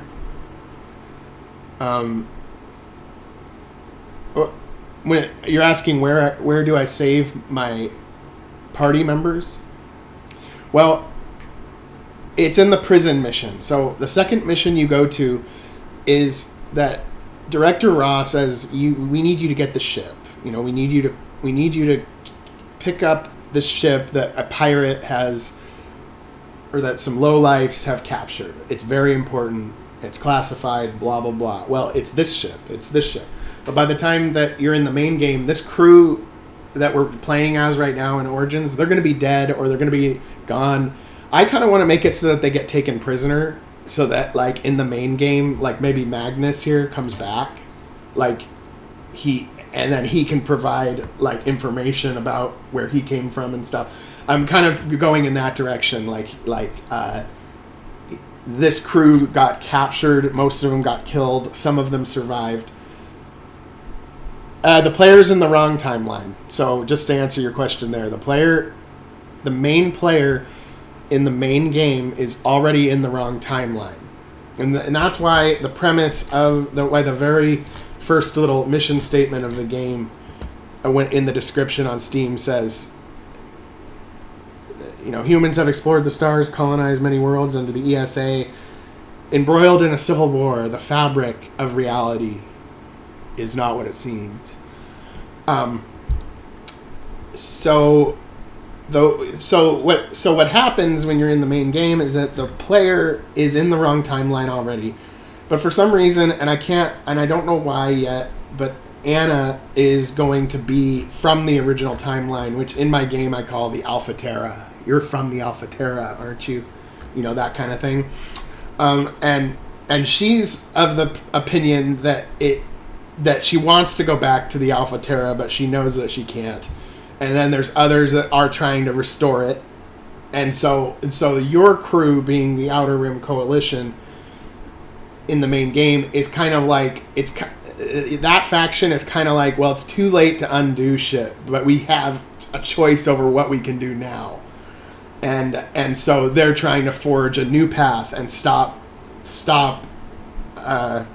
what's his face, Director Kern from completing his objective, because if he completes his objective, some really bad shit happens.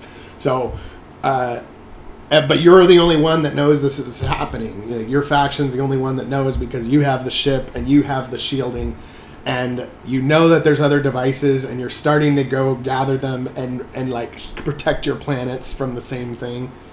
And the ESA doesn't like that because they can't manipulate things like they have been. And that you really start to get under Director Kern's skin because you're fucking up his plans, basically. But they also underestimate you. So the idea is that they underestimate you, and that's why you're able to like gain strength. Like if they didn't underestimate you, for a while they would have been able to kill you right away. But they are like, well, they're not the primary threat right now. We have bigger things to worry about. And then you take them off guard when you get too strong. I do think that having Origins make something different. Like that would be a good idea. You make it so that when in Origins later, like after the battle that we just saw, that you could make it so that later you have to make a choice, and then at the end, when you've made the choice, or a choice or two, and then when you've made that choice, then after that point, when the game is over, would you like to save your save data? And then when you play the first Starshift game, or the original, the main game, then would you like to load your Starshift Origins data? And then you load it, and if you load it, the choices you made in there will affect something way later in the main game, or something like that. There's a lot of characters in my game. Sometimes I think some people might think it's too many characters because it's a complex game. It makes sense if you play it, if you're in the middle of playing it, but I'm kind of giving the cliff notes. There's more details, but I'm just giving like the rough cliff notes. And it might be, and it might actually be good if I did a long play video once, where if I just played, like I just did a big long play of my game, like that might help. Because later I can say, well, here's that part, but I don't know. I don't want to necessarily give it away in one big video or whatever. But that's something that I'm considering. But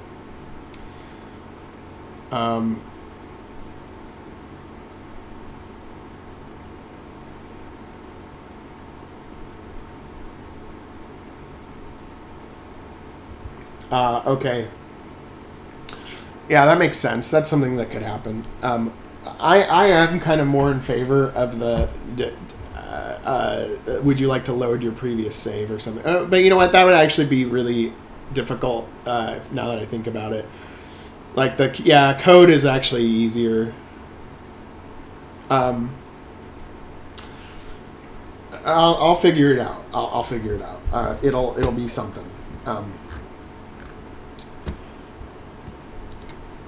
But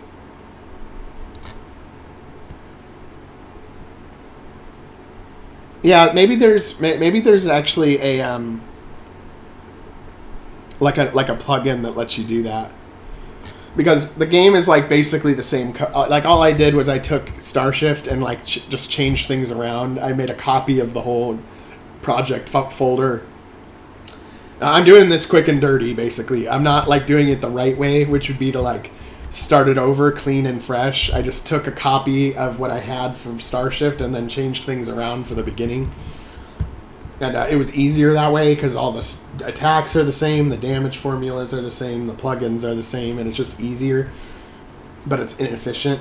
But there must be a plugin to load a previous save from another game. Let me see. RPG Maker MV plugin. Load save from previous game if you make a second game.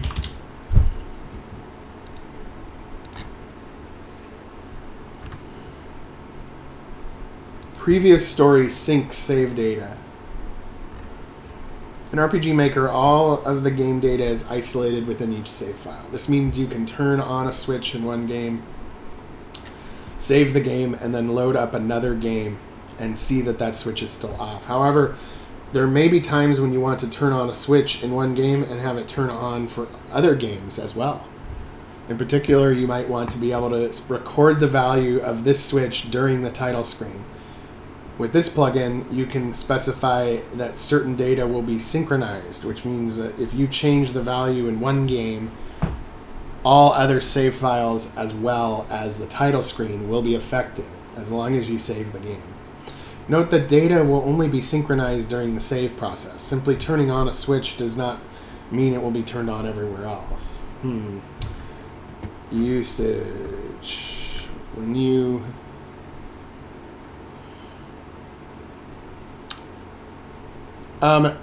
No. So my main game is kind of heavy and long.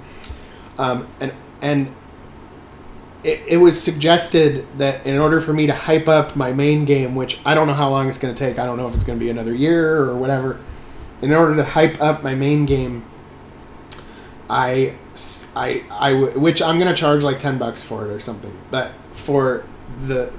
what was suggested is that I make a prologue game that's a short story, a 5-hour long game or something. Well, they said 2 hours, I said 5. And I thought that was a good idea, and so and what that would do, and then you release that on Steam as a free game, just straight up a free game, and it showcases the features of the main game, and as many people can download it as they want, and then you can get that to streamers, you can get that to advertisers, you can get that to whoever, and it's just free reign, and then after that, people will see that you're making a bigger game. And they'll add it to their wish list. That your main game will be found easier by making a free prologue game. So that's kind of the premise behind Origins. So Origins is meant to be like a prologue to the main game, for promotional purposes, getting the main game, getting more people to find out about the main game. And then also too, the reason for doing it is because once you release a game, people can review it. So if I have a Steam game already, so let's say Origins comes out and people review it, and you just get all these, you get like the overwhelmingly positive reviews. Like if you go to a game, like if you go to this game, and you go to store page, you can see. Recent reviews, 1,513, all reviews, 78,258. So if I release my free game, people will be able to review it, and if those reviews are positive, which they would be, then when the main game comes out, they'll look at previous games and be like, oh yeah, fuck, like it looks like this game is pretty cool according to most people, and No, the main game is not already finished. It's really not. The gameplay is firm, meaning like I'm gonna change some things, add more details, but the gameplay of how the game works is done. But the story isn't done, and the branching story arcs aren't quite done yet, and the main story is not done yet, and I want to add more short stories and side quests too, before I release it. But when I release it, it will probably be when the main story is done, and I'm about 65% done or 68% done, and it goes faster and faster as I go along. I kind of had writer's block for a while where I didn't know how to end it, but I think I have a good idea on how to do that now. And once you know what you want to build, because I can build whatever, but if I don't know what I want to build, it takes forever. But if I have an idea of, I'll do that, then suddenly it's just a number of steps to get there, and it goes pretty fast at that point. So, yeah. So, like, in this prequel game or this prologue game, you'll find out a lot about the factions, which governments are doing what. That it's about time being altered in some way. You'll be familiar with the ship already when you get the ship in the next game. I just think I really do think it's a good idea to do that. So here we are. Yeah, the writer's block thing happens to me. It comes and goes. I found that what helps me out the most is either reading or playing other games or watching other shows, stuff like that, and your brain kind of will generate something from that. Like you're just entertaining yourself, but oh yeah, I could do something like that. And then you don't just copy it, but you use a variation on another idea, and then that kind of gets the ball rolling, and then you can even create your own stuff after you get like the ball for something rolling. I found that like my writing is much harder if I haven't consumed any media myself for a while, and I'm like just stuck with my own brain with like no inspiration or whatever. But that's just me. Yeah, Origins will be released first because it is a prologue to the main game. But the main game was made first, but Origins will be released first,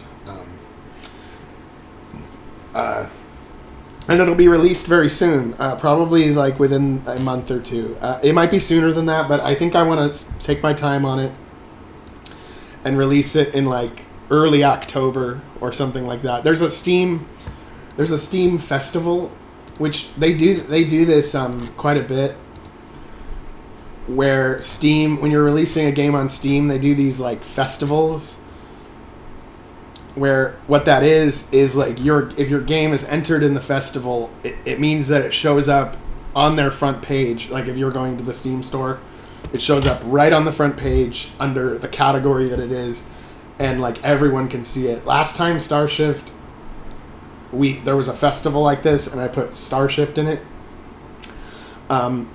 It got me like 800 more wish lists. I had like 800 wish lists, and then it gave me like 800 more from like 1 week of this.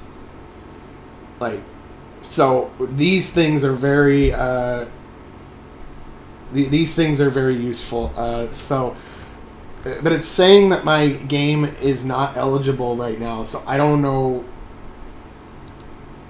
But it is, so that's why it says it must be released between October 7th and May 1st. Each game can participate in one festival per year. Okay,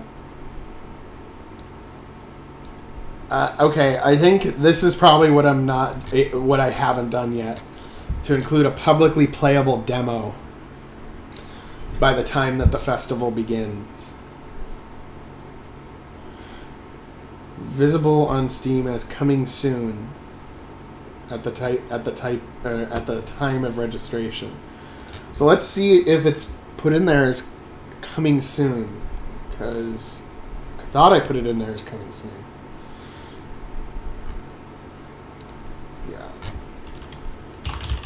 Yeah, I gotta mark my build as ready for review. That might be what it is too. So that's why I put October 7th in here, because that's the earliest date that that the festival allows for. So it must be released by October 7th to April, whatever. So I have to mark it as coming soon. So I'm trying to think. I'm sorry if this is boring.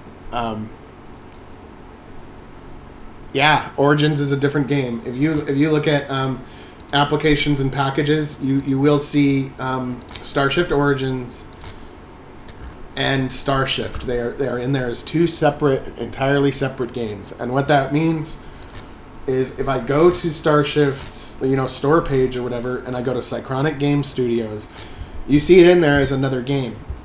And this opens up a lot of ideas too, because I could make like shorter games that are free. Origins is one. Maybe you make other itinerations of that, like Starshift Legacy or Starshift Timelines or Starshift. Yeah, you could just make shit up forever. Because it's basically a franchise at this point.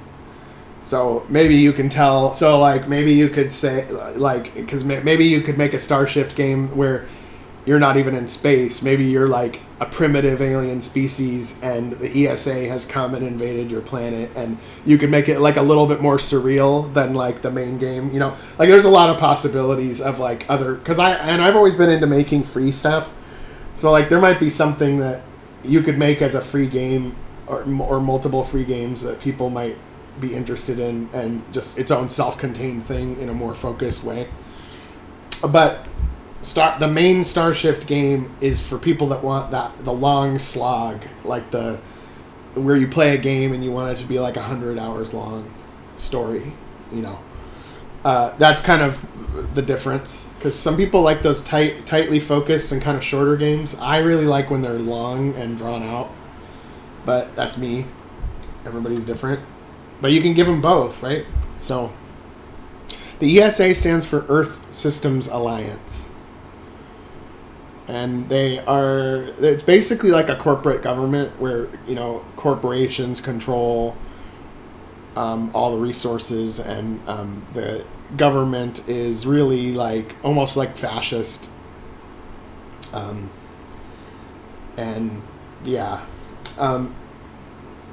then the side that they claim to be fighting is actually fake, and they're both working together. And the purpose is to trick the other alien races, like the Krill, the Krill are the ones that look like normal aliens with the big eyes and the stereotypical alien, and they are of a species that's very powerful. They have a lot of space, but they've been at it for like 2,000 years or something. So they've stagnated and have gotten weaker over time, even though they still have a lot. And so that is prime opportunity for the ESA to take them out, to just take over and take them out, because the Krill have all of these artifacts too that are related to time shit. And so that's why Kern's after him. He doesn't care about the taking over the Krill territory. He just cares about thieving these artifacts so that he can further carry out his plan. And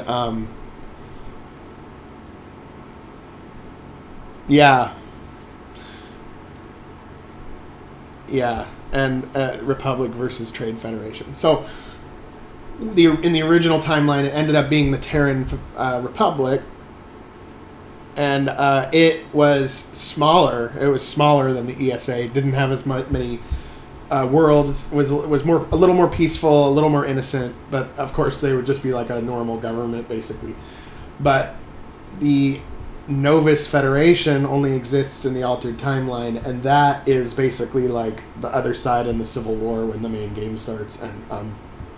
And they claim to be a federation, but they are really just like a puppet government, or something like that. Yeah. Kern is the leader of the ESA, but there's others that help him, like Director Ra, who is like a sub-villain. But what Director Ra is as a villain is he's kind of a good guy, but he's bad. He works for the bad guys. He's kind of a bad guy, kind of a good guy, because his like reason for working with Kern is he's like nobody can control him, you know, like, so like, you don't realize how much worse it would be if I wasn't setting things or keeping him contained, you know. He'd go off if, like, I wasn't here to keep the peace, you know, like that kind of thing. You know, whoever they replace me with would be much worse, and I worry about what would happen, you know, that kind of thing.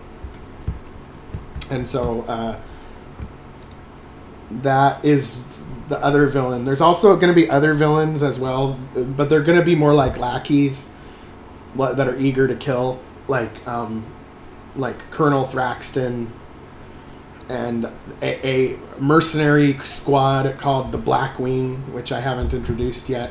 Somebody else's idea, but I was like, hell yeah, I'll add that in there. It makes sense. And then they are going to be like brutal killers. They were put in cryostasis because they caused like really bad shit last time they were awake. And Kern is basically like, it's time to wake these guys up again. We need them.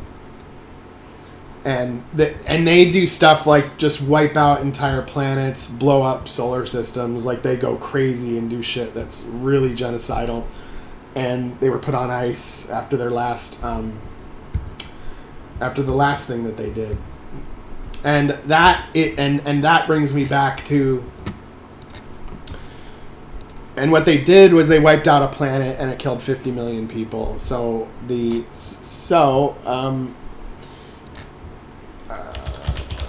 I can show you. You don't know when you play the main game.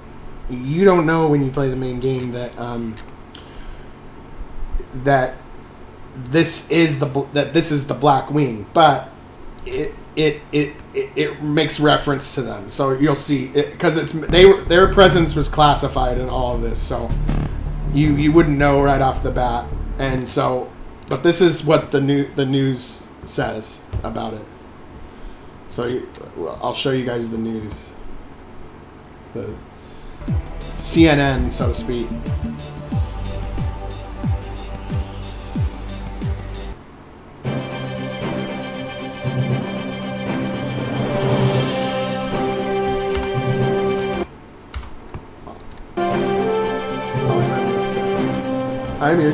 I'm your host, Byron Williams. Tonight is the 5th anniversary of the Raxiana incident. On that fateful day, many brave men and women lost their lives. Tonight we remember their sacrifice, the heroes in uniform holding the galaxy on their shoulders. For all of you, the Terran people, the brutal Novus terrorist attack began when agents were able to deactivate the planet's defense shield. This was the last footage captured from the Blood Omen, the horrifying bioweapon that destroyed Raxion 2. This resulted in the death of 50 million ESA citizens. Most of us know a family or friend that died in the attack. If this footage is too disturbing for you, turn away from the screen. Yeah, this music I thought was perfect for a newscast.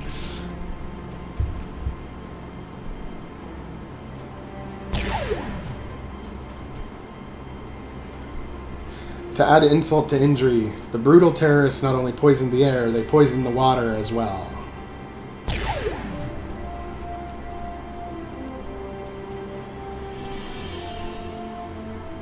And then I like the little ticker at the top that is like, it gives you a little bit of lore about what's going on in this universe, but you have to like look for it.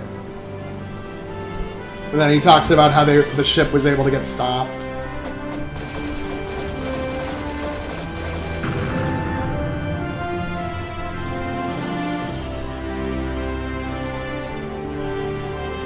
The measures put in place after the Raxion incident have kept us safe. Nobody likes being spied on, but we have to say to ourselves, never again.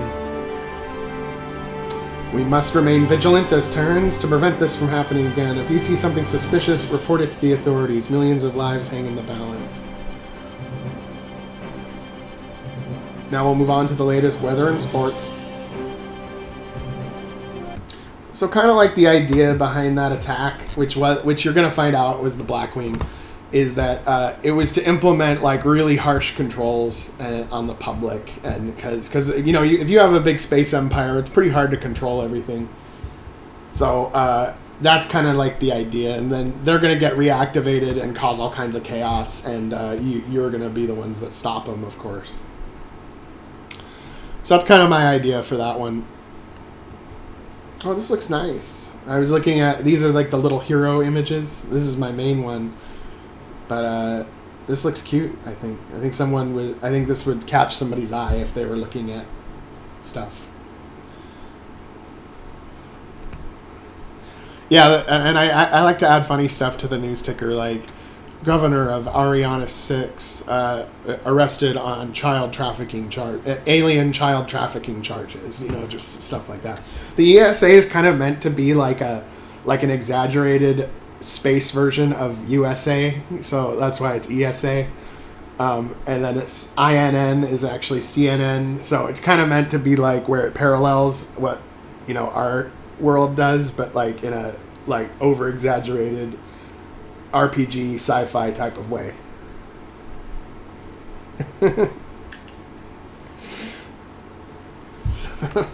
so yeah, so that's what that's what we got going on that. Okay, so but I got a little sidetracked here because I was having so much fun with this conversation we've been having. So we get back to where you beat the mission. You're back on the ship. You're back on the ship. It's playing the nice music, like you're doing okay, because you just beat him.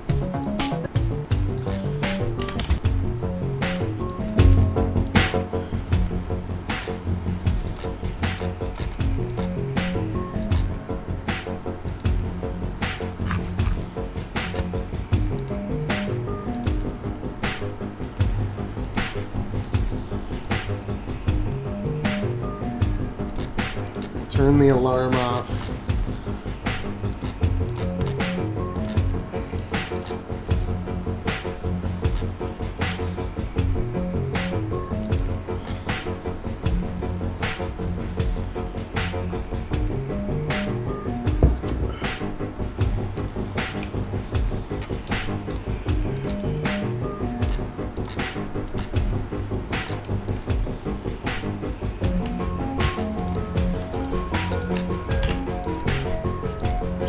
Actually, I'm going to have the other crew member say that.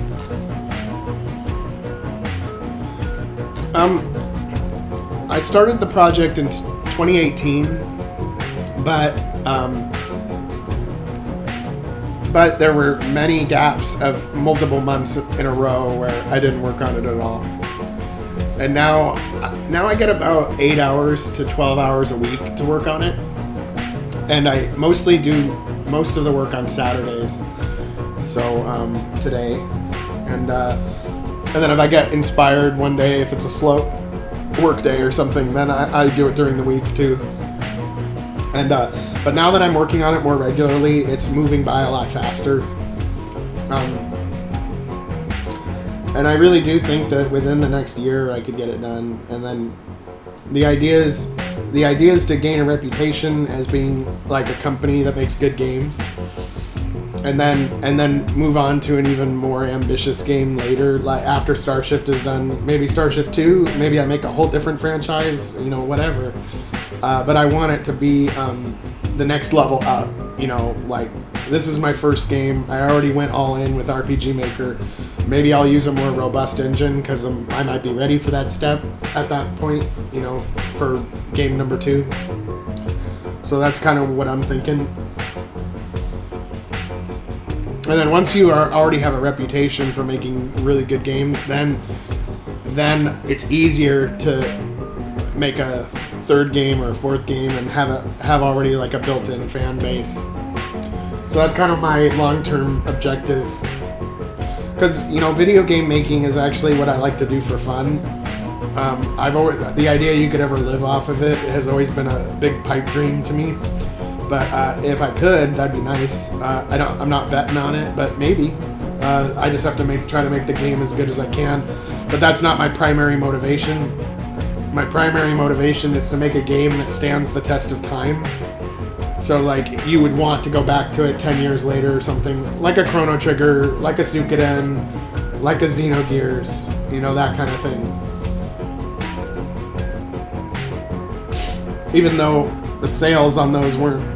I mean, Chrono Trigger did a lot of sales, though, but some of those didn't have good sales, but they are known for being very well-made games that are very robust, and so that's kind of what I'm trying to go for as my primary motivator.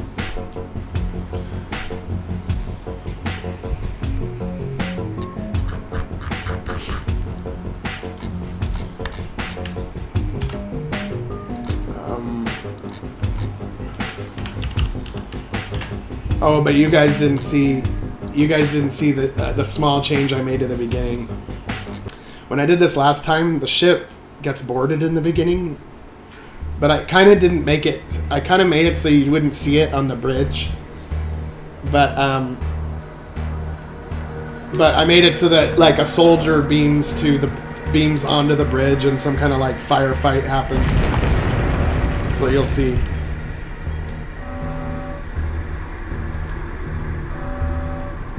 Damn it. We have to get them off our back. I'm detecting MatCon signatures from one of the other vessels. We're being boarded. Commander, look out.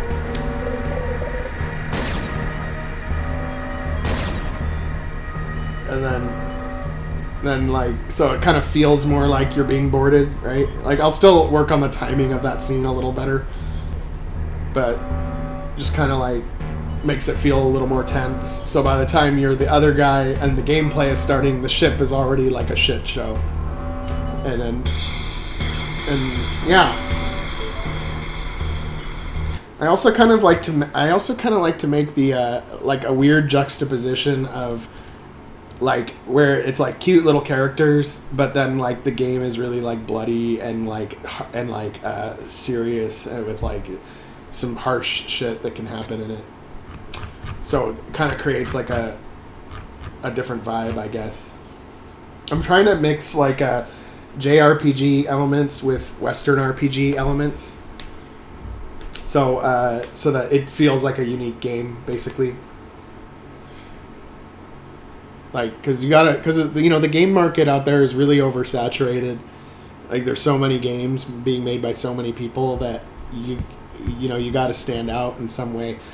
And I figured with RPG Maker, the best way would be to make just a hardcore hard sci-fi, because I haven't seen very many anyway. Like, most sci-fis that are RPGs or JRPGs as the style, it's either like it's futuristic, but it all takes place on one planet, or you only go to like 2 places in the game. But I wanted like straight up, like you could go to lots of different planets and like a Star Trek type of thing. And I mean, if you look at RPG Maker games on Steam, right? If you go to RPG Maker, if you look for RPG Maker games on Steam, and you go RPG Maker Sci-Fi, and yeah, and then also that's another point of unique, something unique in my game too, is that it's not just tactical and it's not just turn-based. It's got turn-based combat for the characters, and then it has tactical for the army and fleet battles. So it's got 2 types of game in one. And I think it makes it feel more grand, like the world is bigger than what it is. And but at the same time, it makes it become a niche game, because some people are like, well, I like the normal part of the game, but I hate tactics. I can't stand tactics. And I get that sometimes too. So, but it's the idea though is that if you like both genres, you'll really like the game. And that's kind of what I'm going for on that. Yeah, RPG Maker tactical games are rare, but also sci-fis are very rare. Like if I go to the store and I go to categories, I go to JRPG, and then I used RPG Maker as the tag.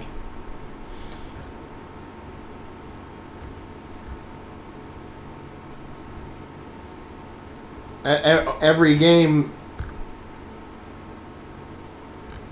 What does it say? Okay, yeah. Every game with that tag, it's all like medieval. This entity research, it says dungeon crawler. No, I'm good. They're all like old, like set in the past. Usually it's wizards, magic, swords, crystals, and hardcore anime look. Always the hardcore anime look. And then there's a lot of games too that are like for, I don't know what, like dating sims or something for RPGs too. But with any games with that tag, there isn't a single sci-fi as far as I can tell. So yeah, and that's like 99% of them are fantasy. So what I'm saying is that with a hard sci-fi, I think it really stands out as an RPG Maker game, and you got to stand out for your game to get noticed, because there's a lot of games. There's literally millions of games. They're just like movies now, movies or TV shows. Like, how many movies are there that exist? Quite a lot.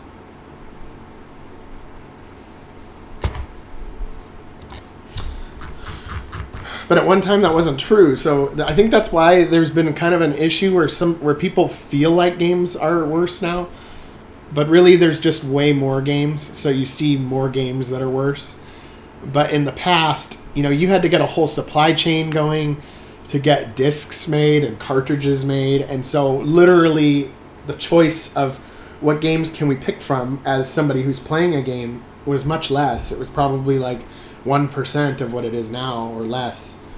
And then those games can't get updates because it was before the internet was big. Those games weren't getting regular updates. They had to be done when they went to the presses. And so now you can release a game when it's not done and when it's broken, and then you can just keep updating it. And it's easier than ever to make a game.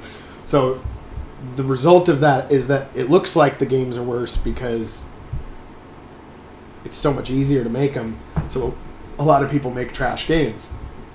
It's also harder to get noticed because there's so many games. But I think that there's so many games out there that I would fall in love with, but I just haven't found it, and I'm not going to find it, and I'll never find it. And that sucks, but that's the reality of the gaming market. It's like very very saturated, and yeah.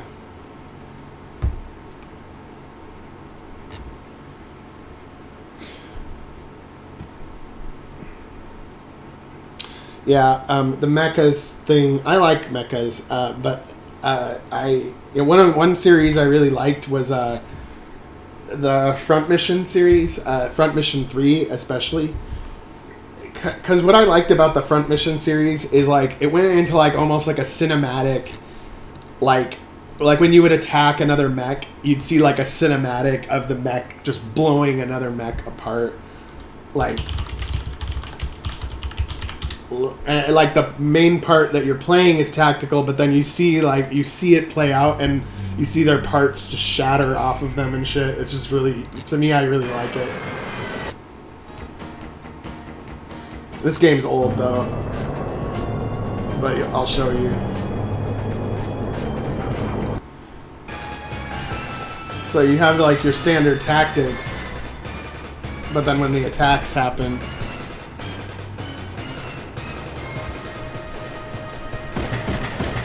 and this game was also really long too. It was pretty brutal. I remember this game being hard.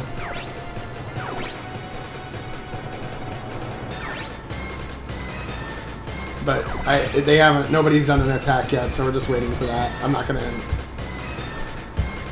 keep it playing for many minutes or anything.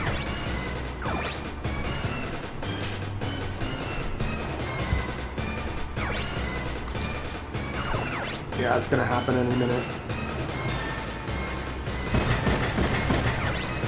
But like this part right here, when you attack, where it, like you see it play out as like a cinematic scene, and then like if their arm gets blown up, you'll see the arm just like blow up and like parts going everywhere and shit. It's just really nice. But I want to see some stuff blow up like that.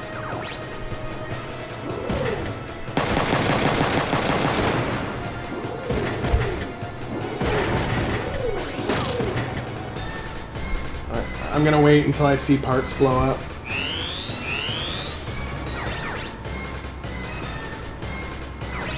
Because it's gonna happen soon.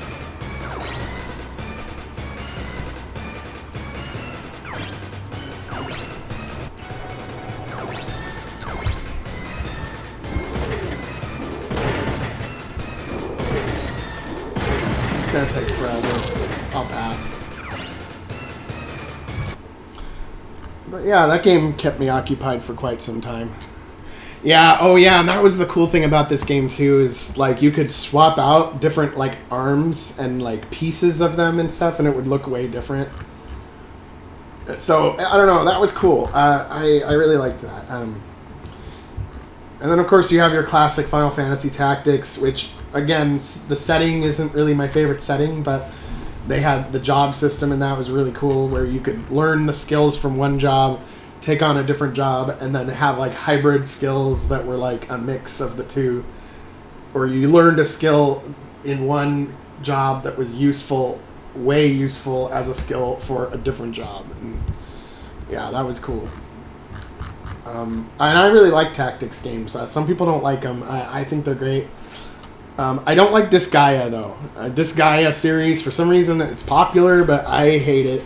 It's like really grindy. The numbers are too big. I don't really care about the story much. But again, like different people like different things. So I always trend more towards sci-fi or post-apocalyptic is probably my second favorite setting after sci-fi. Or modern, but I prefer futuristic or post-apocalyptic. But yeah, I did see Project Triangle Strategy. It looked good. Yeah. What's the deal with those names? Like, I think it's made by the same person as Octopath Traveler. So Octopath Traveler. I mean, if you think about it, that's a weird name. And then if you think of Triangle Strategy, it's like, all right, that's weird. It's like, what's up with all these like geometric shapes as names for a game with a story, right? You know? But I don't know. Everybody's different. Because, okay, yeah, it is the same devs.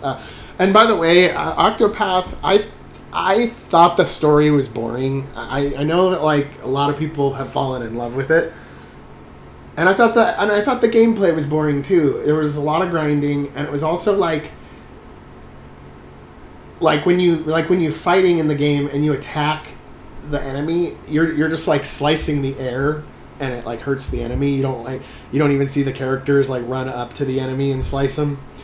And then if you go into like towns, you know if you're getting a game that you pay for that's made by a professional company, you'd think you could go into like every house, but you can really only go into like 20% of the houses, like in towns. And then it also doesn't make any sense as a game, like when you get the other characters on your team, it's like they just, for some reason, for no reason whatsoever, they decide to go together. It's not like there's any interaction between the characters as far as like them caring about each other or like anything like that. I just found the game kind of weird, honestly. Yeah, it looked good. It had good aesthetics, like that made an Unreal Engine with the 2D sprite with the 3D background. Yeah, it looks really good. But like the meat and potatoes of it was just kind of meh to me. But that's just me.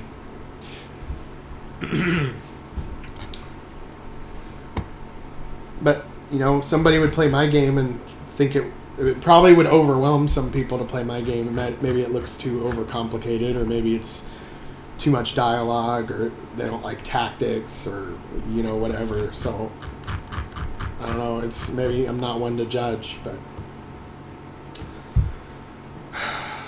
that's just me. Let's see here. Okay, we're on the bridge now.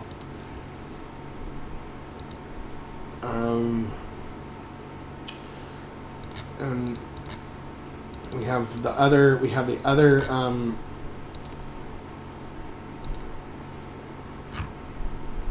We have the crewman. We want the crewman to say, you know, we did it. Yes, we did it. Yes. Yes.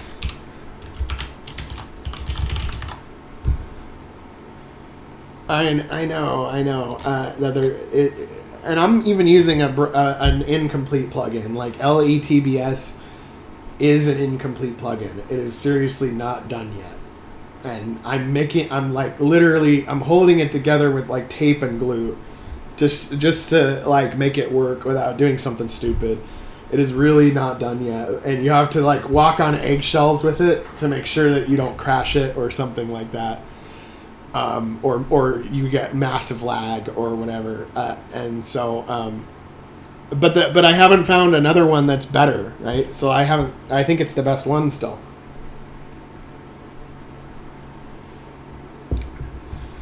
I was really desperately hoping for LETBS 0.8, but it didn't come. Usually the story, this is the part I find sad, is that there's a lot of like really talented developers out there and programmers and stuff like that, and they the one thing I've seen that makes them stop working on stuff that they worked on their own from their own motivation is that they got a job. Oh yeah, I got a job. I don't have any time anymore. And then you just see that they disappear forever. That's happened like a lot. Probably like 20 times that I've seen from really talented people that they just quit because they got a job. They got to earn that money. And it just kind of sucks, you know. Yeah, and LATBS, if you can get around its flaws, it's the most simple, too. It's like the easiest to set up a battle because you just create your map. You just have a couple squares for enemy and allies. And then the mechanics, as far as like the balancing of it and the skills and stuff, are just exactly the same as if you're doing a normal battle. So when I saw that, I was like, yes, I can finally add tactical space battles. Like, because at first I didn't know about that plugin, and yeah. Yeah, but he got a job, and he thought he would get it done, and then he realized that the job was taking too much of a toll on him, and then he thought he could do it, but then realized he could not, and it's okay, but it sucks. I was really hoping for it, but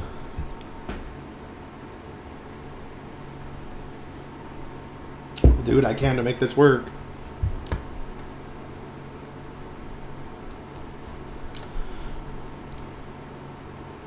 But like this battle specifically in my game was like probably the most heavy,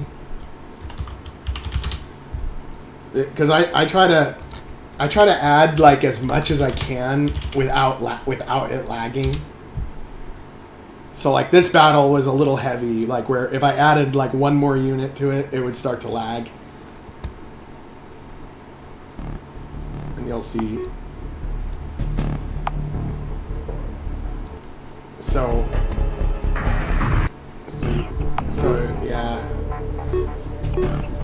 it happens relatively quick, but I want to have some context, so there's a little bit of story here. The tunnel is directly outside the southern entrance. I will instruct my people to let you in, blah blah blah. So it's like a war zone, you know, this town's getting attacked.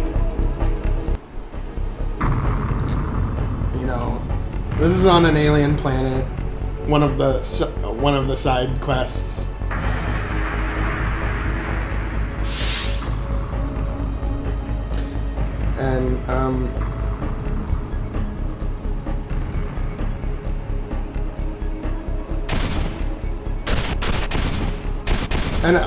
And actually the little side quests are actually the most fun for me to make rather than the main story, because you can get really creative because it doesn't interfere with the main story. You can think of it as like its own unique sandbox you can play in.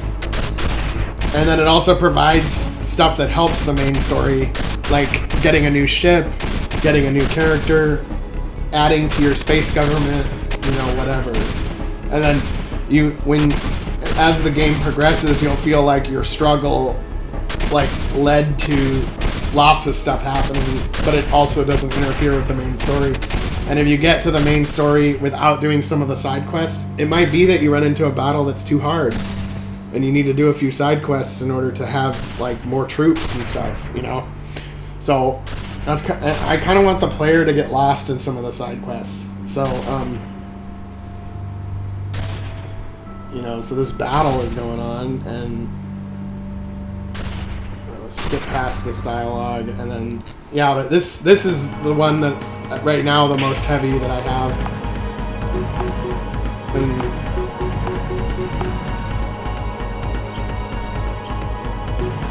And I even wanted to add more. I kind of wanted it to where, and I can't do it, but I wanted to, where I wanted to have like a ton of units, like where it felt like full armies, and like some of the attacks would be like really deadly, like bombardment, ion cannon bombardment from space or something, and just wipes out the whole area of troops, or a nuclear weapon or something. Tactical nuke, so you'd really have to like get out of the way and make sure that you were strategic.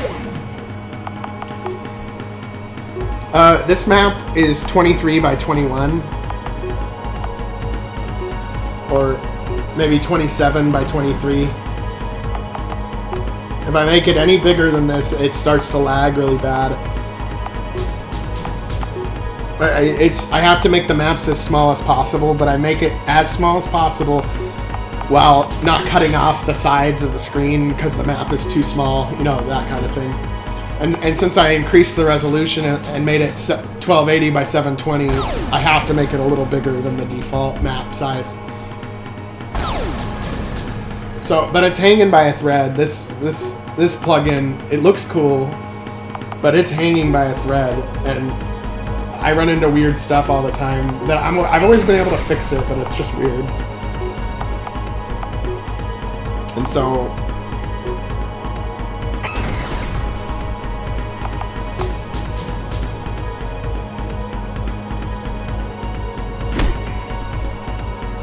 and then yeah, so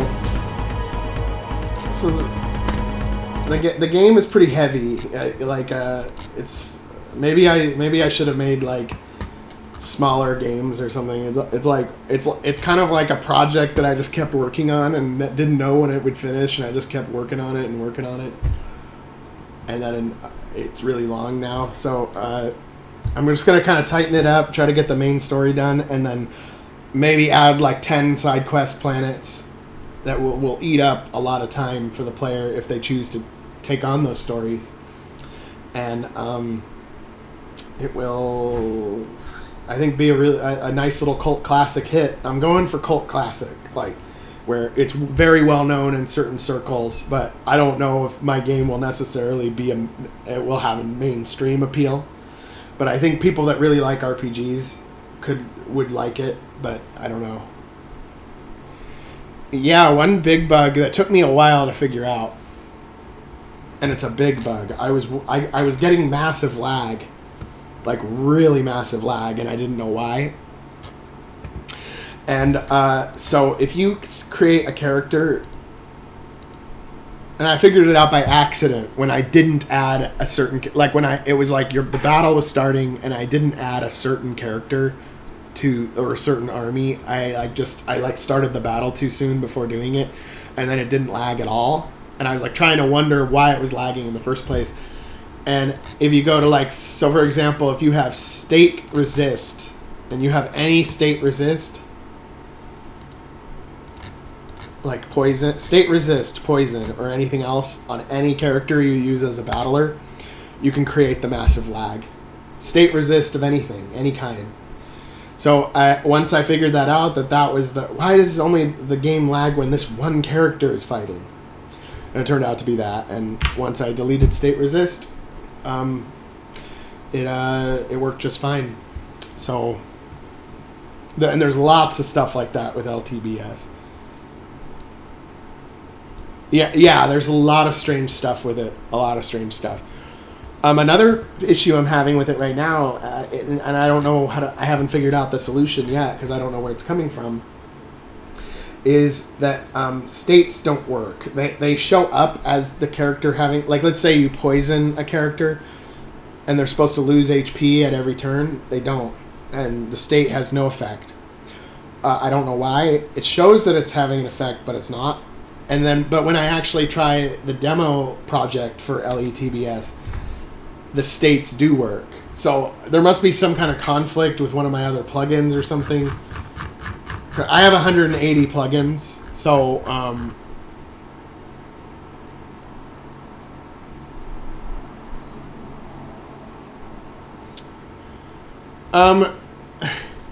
well, the recoding, the reason why you can't recode it is because, like, I don't know how to code it in the first place.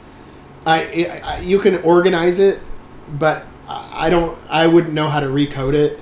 If I was a programmer, I could go into the tactical battle system that I've just been talking about that has problems. I could go into it and change it and improve it if I knew how to do that, which I do not. So if I go to, so you can see what it looks like. First of all, it's not just LETBS as one plugin. It's like 20 of them for different parts of it. And then if I go to the program and look at it, we can see that it is 12,000 lines of code. And all of it is, this is created by somebody else, not me. And I don't know how the fuck anybody figures this out. I don't know how somebody literally sits down and just starts writing this. I really, like, whoever does this shit is genius. I can kind of hack around at it and edit certain things if it's really obvious. I can kind of read it and see what it does, but I'm like, how the fuck does anybody really come up with this?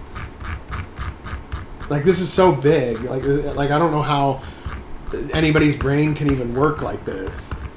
You guys know what I'm talking about? Like, isn't this really messed up? Really messed up. So,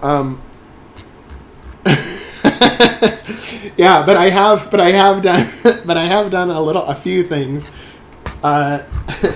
Like, so for example, if I have like, and it's stuff that I'm still trying to figure out that I haven't figured it out for all the plugins yet. But these are pieces of code that I edited, that I changed it because I figured out where it was and what it did. But it's small stuff. So what this does is this makes it so that when I have items, because the problem with my game is that it has a lot of items, so it required you to look at the descriptions of each item to know what it did from off the bat, and that meant that the player was probably spending 80% of their time in the menu, which isn't good. We don't want that.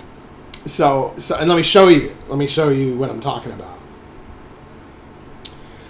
So yeah, it is overwhelming. But somebody else made it, and when I tape it into my game or glue it in, it works, and I can figure out how to use it.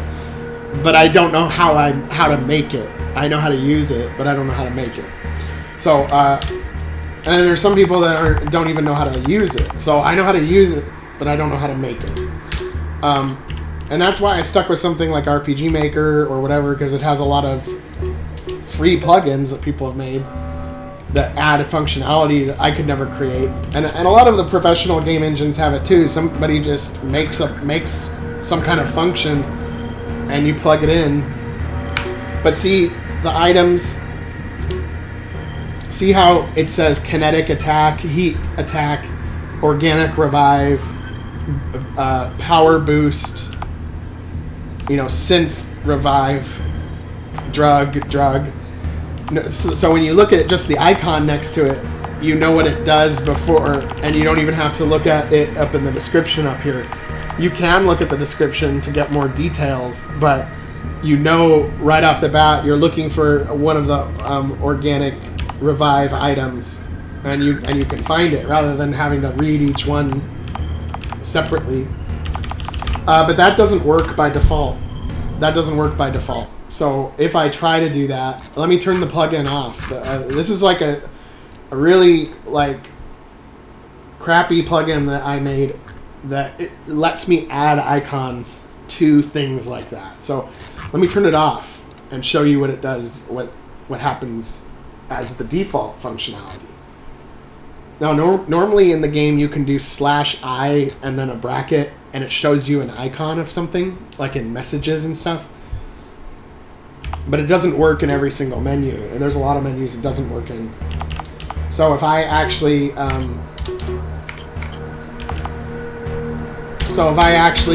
go back to the menu now, what?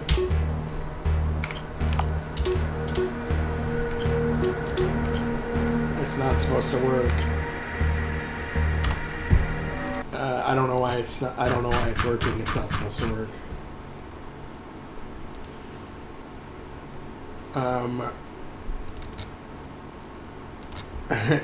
Oh, skill names. Skill names. Maybe that's why.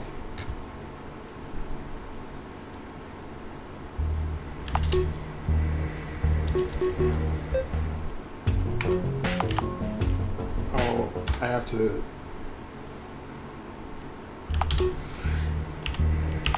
But there's plugins that I use that there's no where there's no way to or there's where I can't get it to show up properly in that menu. Yeah, this isn't supposed to work. Maybe it's working because maybe it's one of those things that it works unless you start a new game and then it doesn't work. I just need to test it because I don't know why it's working. It shouldn't work. And maybe there's a more benign explanation. Maybe I edited the plugin, the original plugin, and that's why it works.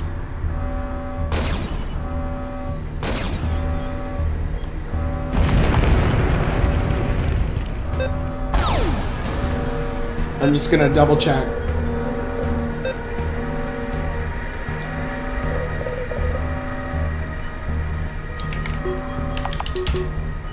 Yeah, it works. Weird. But see, look.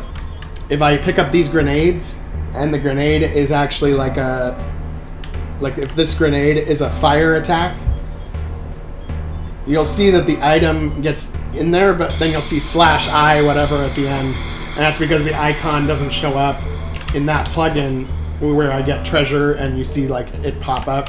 So I have to figure out how to get those icons to show that it's organic healing or whatever it is to show up at the end of the description in another plugin that's called treasure pop-up, right? So I haven't figured that out yet, and that's why you see /i whatever. And if I go into the skill tree system, it's the same thing, cover fire, and then you see /i 322, which stands for icon 322. And it's because in this plugin, there isn't anything for showing the icon. To show an icon when you do /i whatever, and I haven't figured it out. I don't know how to get it to work. So that's when you could open up the plugin and try to figure out how to get it to work, which sometimes I can, sometimes I can't. So if I open that plugin, if I open the skill tree plugin, skill tree system, you can see that this program is 1,500 lines of code. So it's 1/10 of the size ish of the tactical battle plugin. So it's not as hard. It's less. It's easier. But you have to figure out. We have to figure out where it renders an icon, how it renders an icon, or how to get it to do it. And I don't know. I don't know how to do it. I don't know how to do it. So, so this is the type of functionality that at the end, when my game is like,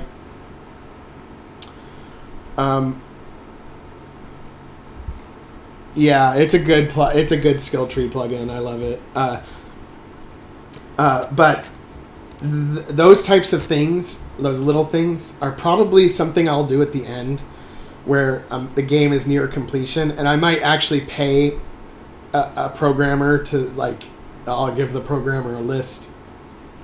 I need you to figure these small things. It's mostly small things. It wouldn't take them very long, and I wouldn't have to pay very much. But I'll probably just have to pay somebody and be like, figure out how to make icons in this plugin, edit it, and get some icons going. And then it'll work, right? And so I really don't know why it's working. It should not be working. I'm confused because I had to make that plugin in order for it to work. Like, you know, see, I put this in here. You show icons in Yanfly item core. And this turned out to be, the fix for this turned out to be simple. Instead of this is the original function. So draw text, EX used to say text, blah, blah, blah, blah, blah. But instead I changed it to item.name. And that's what got it to work. And so there's lots of things like that, but you can see the part that I changed was like nothing. It was like, I was like looking at other parts of it and being like, well, the icons show up in this plugin, and it's a Yanfly plugin too, and it says item.name instead of text. And so then I changed text to item.name, and then it works. You know, just little things like that. And then my battle system, I edited the plugin for that too, but I didn't but it was hardly anything. It was 4 lines of code.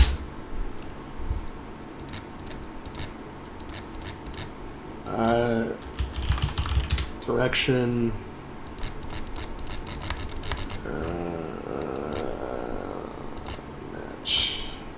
Match whole word only. Up. Yeah. So by default in my battle system, it didn't allow for vertical. It did not allow for vertical. It only allowed for side battle. It had left, right. This is what it looked like before.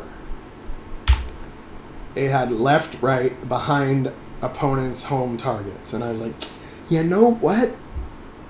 Maybe up and down would work. Maybe if I put up and down in there, it would work. And then I just did the same exact formatting and everything, but I just added up and down and like used the same syntax they used, and then it worked, right? And so there's like, it's like that's the only type of stuff I've been able to do. So it sounds more crazy than it is when it's like, well, I edited that plugin. But in reality, it's stuff like this. It's like where I'm almost like a child trying to figure this out, and then it's, oh wow, that worked sometimes, and then yeah. So that's how it is for me.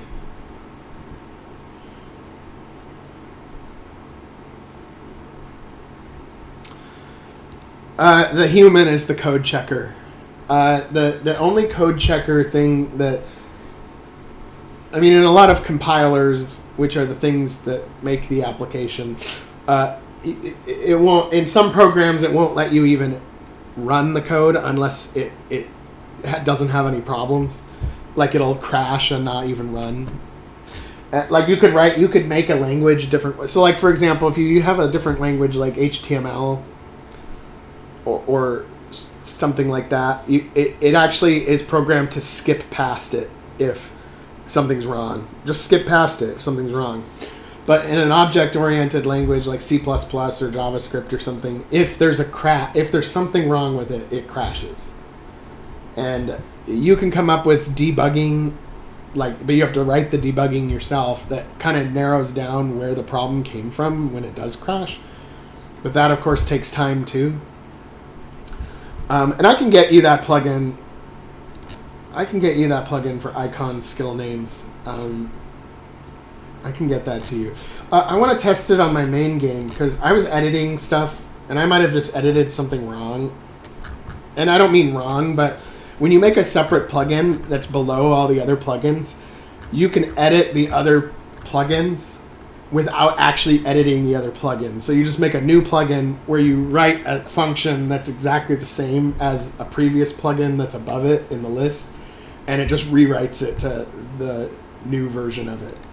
So I might have actually gone into the original Yanfly plugin and changed it in the original Yanfly plugin, and that's why even if I turn the plugin off, the extra plugin off, it still worked. I'm guessing that's what I did.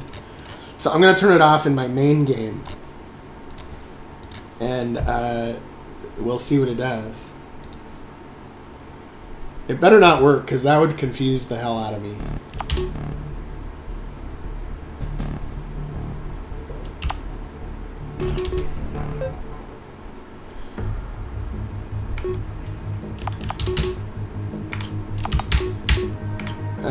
Damn it. I don't know why it's working. It was not working before. So I don't know. Something's wrong. Something's right, but something's wrong. Although, I think I can test it, because this is an example of one that I did figure out. And I bet that if the plugin is off, it won't work in this specific menu. Okay, so in my game, there's going to be a crafting system where when you get, and it's optional, you don't have to craft, but it'll be like where when you defeat enemies, like you defeat a robot or something, that it will that the robot blows up and you'll get like junk, like cracked circuit board or something like that, and then you can go and fabricate things, you know, matter fabricator, and you could make new items based on the fact that you have stuff to craft with that's junk. So see G1 railgun pistol, how it says /I 315. So it wasn't able to show the icon for it in this menu. But if I save and I turn that back on again,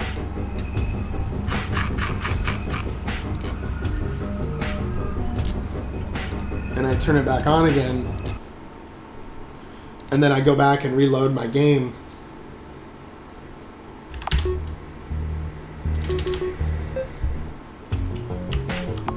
now you'll see that it does show kinetic attack. So, but the reason why I was able to figure out that one, but I can't figure out the others yet, is because these are all Yanfly's plugins. So Yanfly, you know, made certain plugins, and you know, you have Yanfly Item Core, you have Yanfly Skill Core, and this is Yanfly Item Synthesis. So Yanfly Item Synthesis, which is what I'm doing with the Matter Fabricator, didn't have functionality for the icon built in, but since it references the other Yanfly plugins, and since the language is the same and the logic is the same and everything's the same, it was see how it says var text equals item.name. Well, it used to say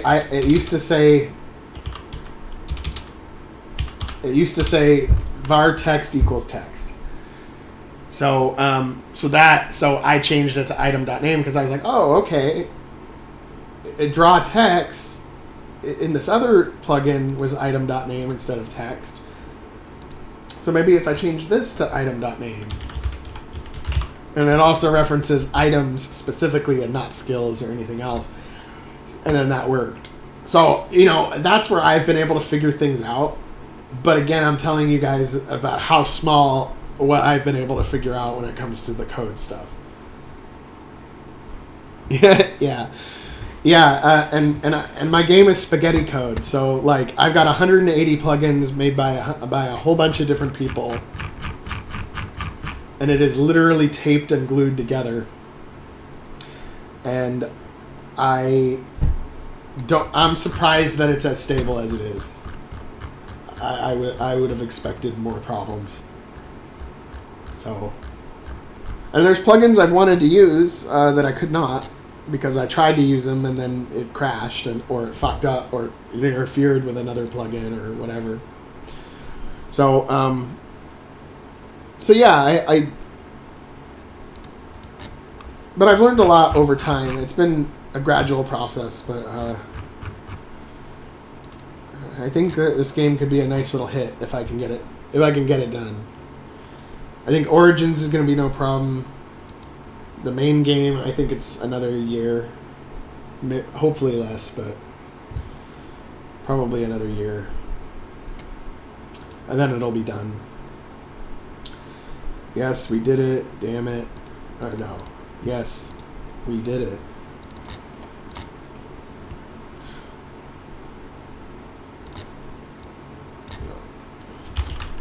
Let's get out of here before they're...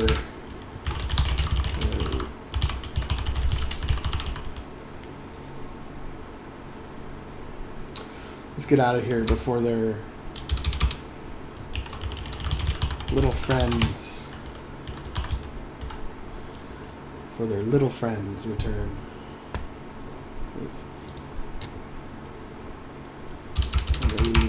Before their friends return. I think little friends sounds good. They're little friends.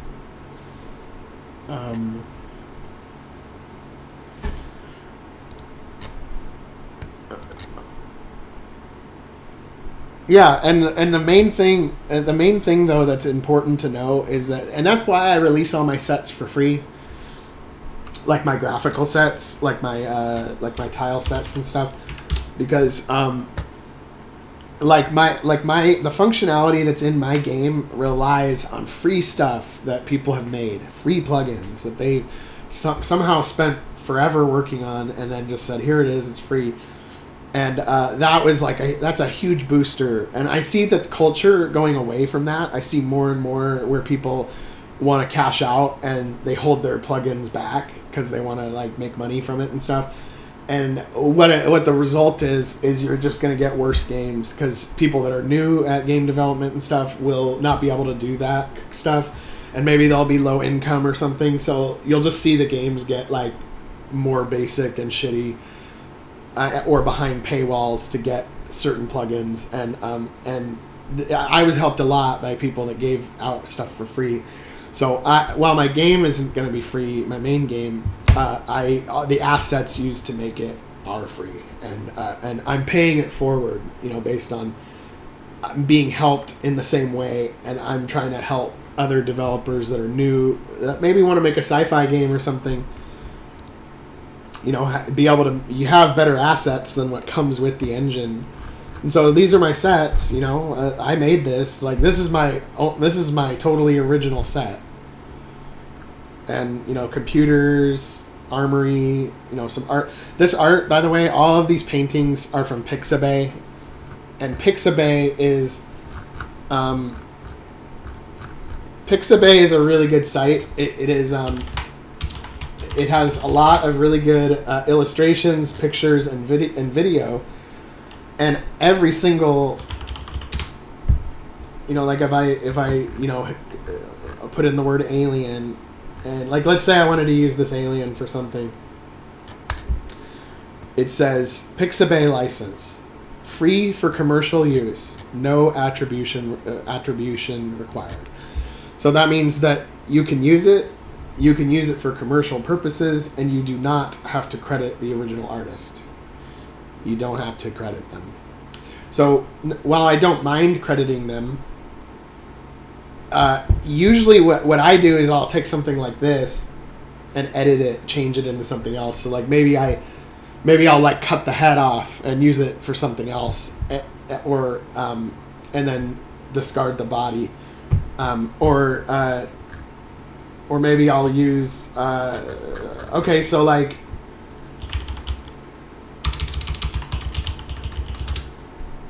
VR goggles. Okay, so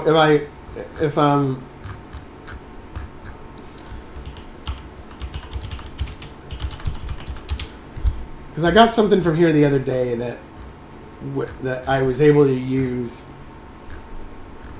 that is an interesting. I'll show you, because you can see how I got it from Pixabay, but that it was So I found this from Pixabay. These goggles.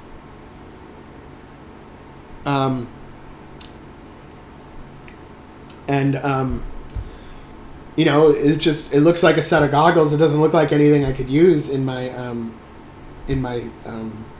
game, but I can use it. And where I did use it was, you know, I took the goggles, I resized them, I added some shit to them, and then come on, arrange by date. I don't know why Windows takes forever to like show up. Yeah, there we go. And no, not that one. No, not that one. Oh, yeah. Okay, sure, that one. So then, you know, I took those goggles, I made them half transparent. You can actually see it's the same goggles. See that? It has the same shape and everything. And then if I go to the goggles again, you can see it's the same set of goggles, but I did something to them. I changed them. And it's actually kind of unrecognizable from its original form. You know, I kind of put them on there. I made the lens on it like half clear. And then I kind of strapped it to their face in a haphazard way. And then it's like a character with goggles. But I don't feel like I have to, like, when I do this, I don't feel like I have to, like, go, oh, a piece of the goggles by so-and-so artist. You know, it can just be like, and especially since the website itself says you don't have to, that you don't have to actually attribute. But if they do require that, I will attribute. So, for example, the music is in a lot of cases like that. So, music I use in my game that's made by other people, it says it requires attribution. So, I have a credits file that, you know, at the end when the game is done and the credits start rolling, I'm going to you know, say music by so-and-so, so-and-so, so-and-so, so-and-so. And, of course, but so this website's really good for if you want to use it, but you don't really want to worry about copyright stuff. And it's really nice. So, just something to keep in mind when you're making your own game or whatever.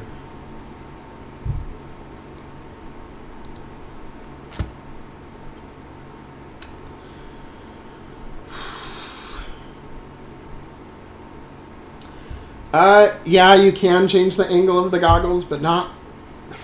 Let me show you. In Photoshop, if I want to do that, I can, but it's limited in scope. So let me show.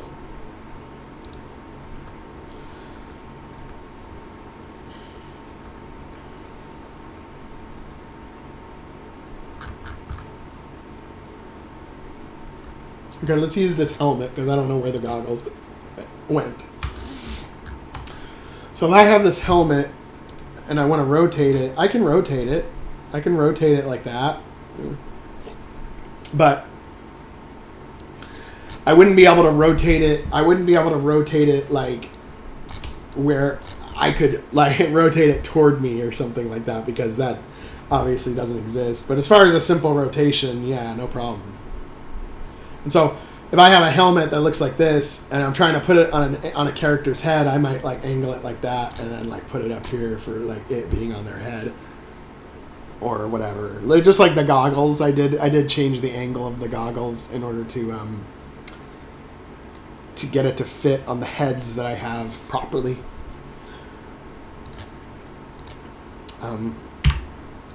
And then this helmet, for example, was the helmet I used on the alien's head. You know, when you had a nice character that is an alien with what looks like a World War II helmet on.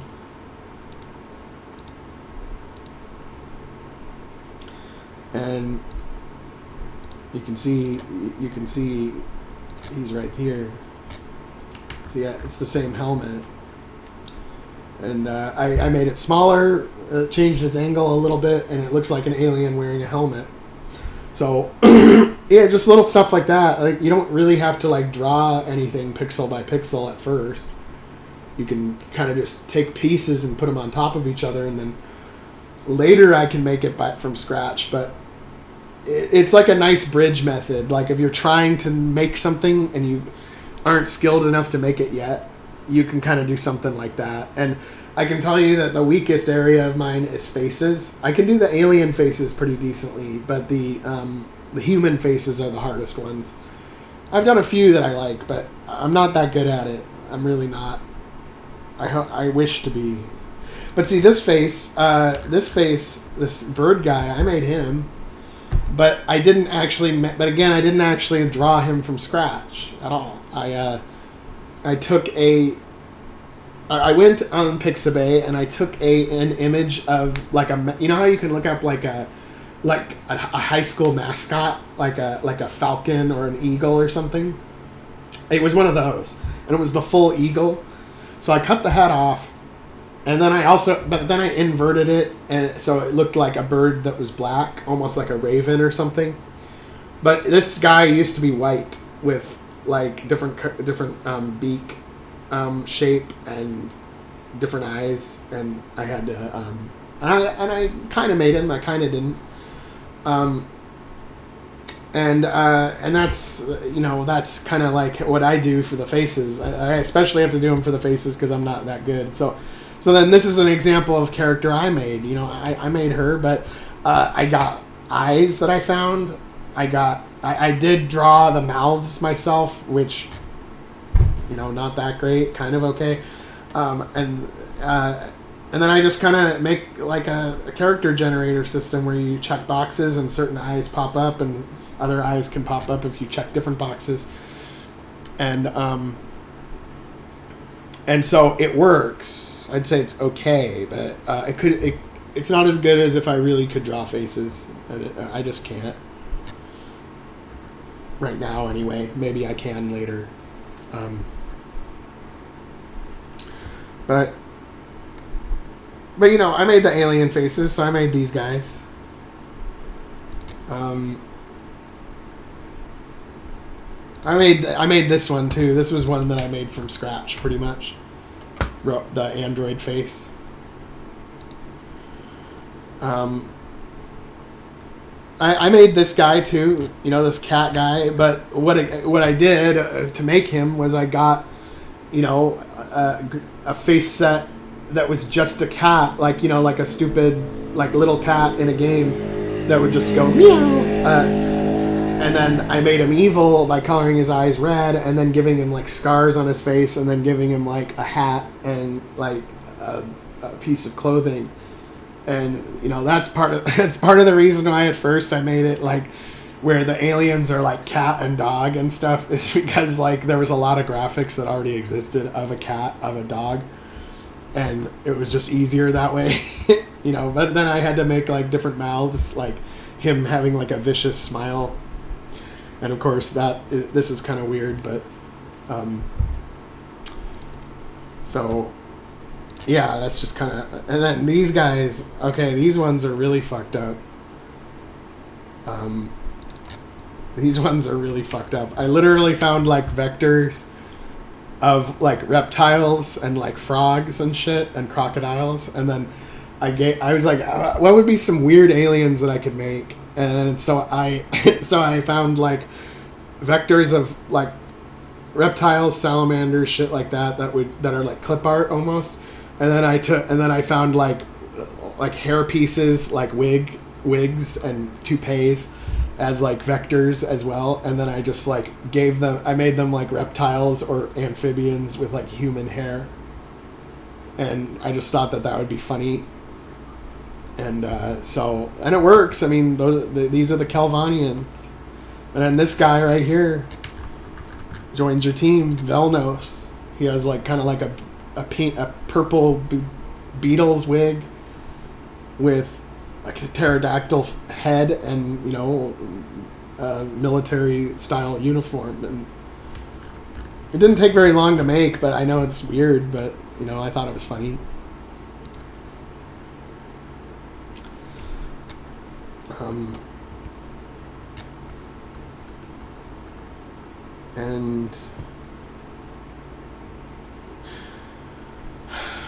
And yeah, so yeah, and I do have a template for my faces. It's still not done yet. I mean, my template works, but it's not done yet. I'm really kind of rushing through it because I don't know whether I'm gonna have somebody make faces for me in an original sense. So my faces might just be placeholders. But if I have human, female too, for example, these are all just different parts. I can check and uncheck things. So if I want to take away her goggles, I can uncheck the layer for goggles. If I want to change her hair, I can uncheck. But this also is a little inefficient. I think if somebody was opening up Photoshop, they'd probably get overwhelmed by this.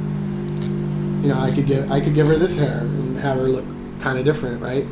Different eyes, different nose, different mouth, and then she looks like a different character. But I'm saying I've seen people make much better faces than my faces, but they're like doable, like they're passable.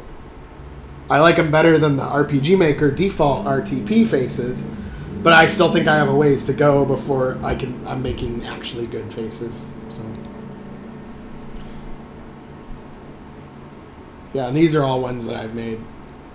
This face is the AI, and actually, it was some kind of.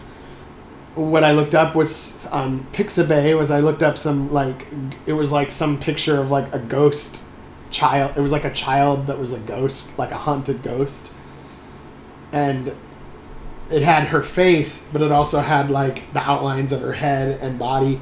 And so what I did was I cut a circle around it and just took her face. And then plastered it onto like what looks like a galaxy or a black hole or something, and it actually doesn't look like a girl anymore. It's just like some weird face that for me it seemed like it was funny as an AI, as like an AI look, like what looks like an AI. Yeah, this was the original. Yeah, so this was the original. And you can see it looks like a woman or a girl. And then I cut out just the eyes and the mouth and nose. And then, then that. But you can see, though, that it's a unique look. It doesn't look exactly like it. It looks like something else. But that's a really, it's a nice bridge technique. Like if you're learning your art skills in Photoshop or something and you want like a kind of a halfway in between where you have to just draw it out of nothing versus just straight up using somebody else's work. It's like a nice bridge method. So yeah, that's kind of how I do it. And yeah, so I think that I've been at it like 4.5 hours now, and I'm kind of feeling like I want to sign off now. But thank you guys for joining, and we'll see you next time. And not all of these videos will be of Origins either. I'll do another development blog at some point that is actually like something specific. Like we're gonna be making a tile set. I'm working on my tile set, and this is what I'm gonna do. And then it's me making a tile set.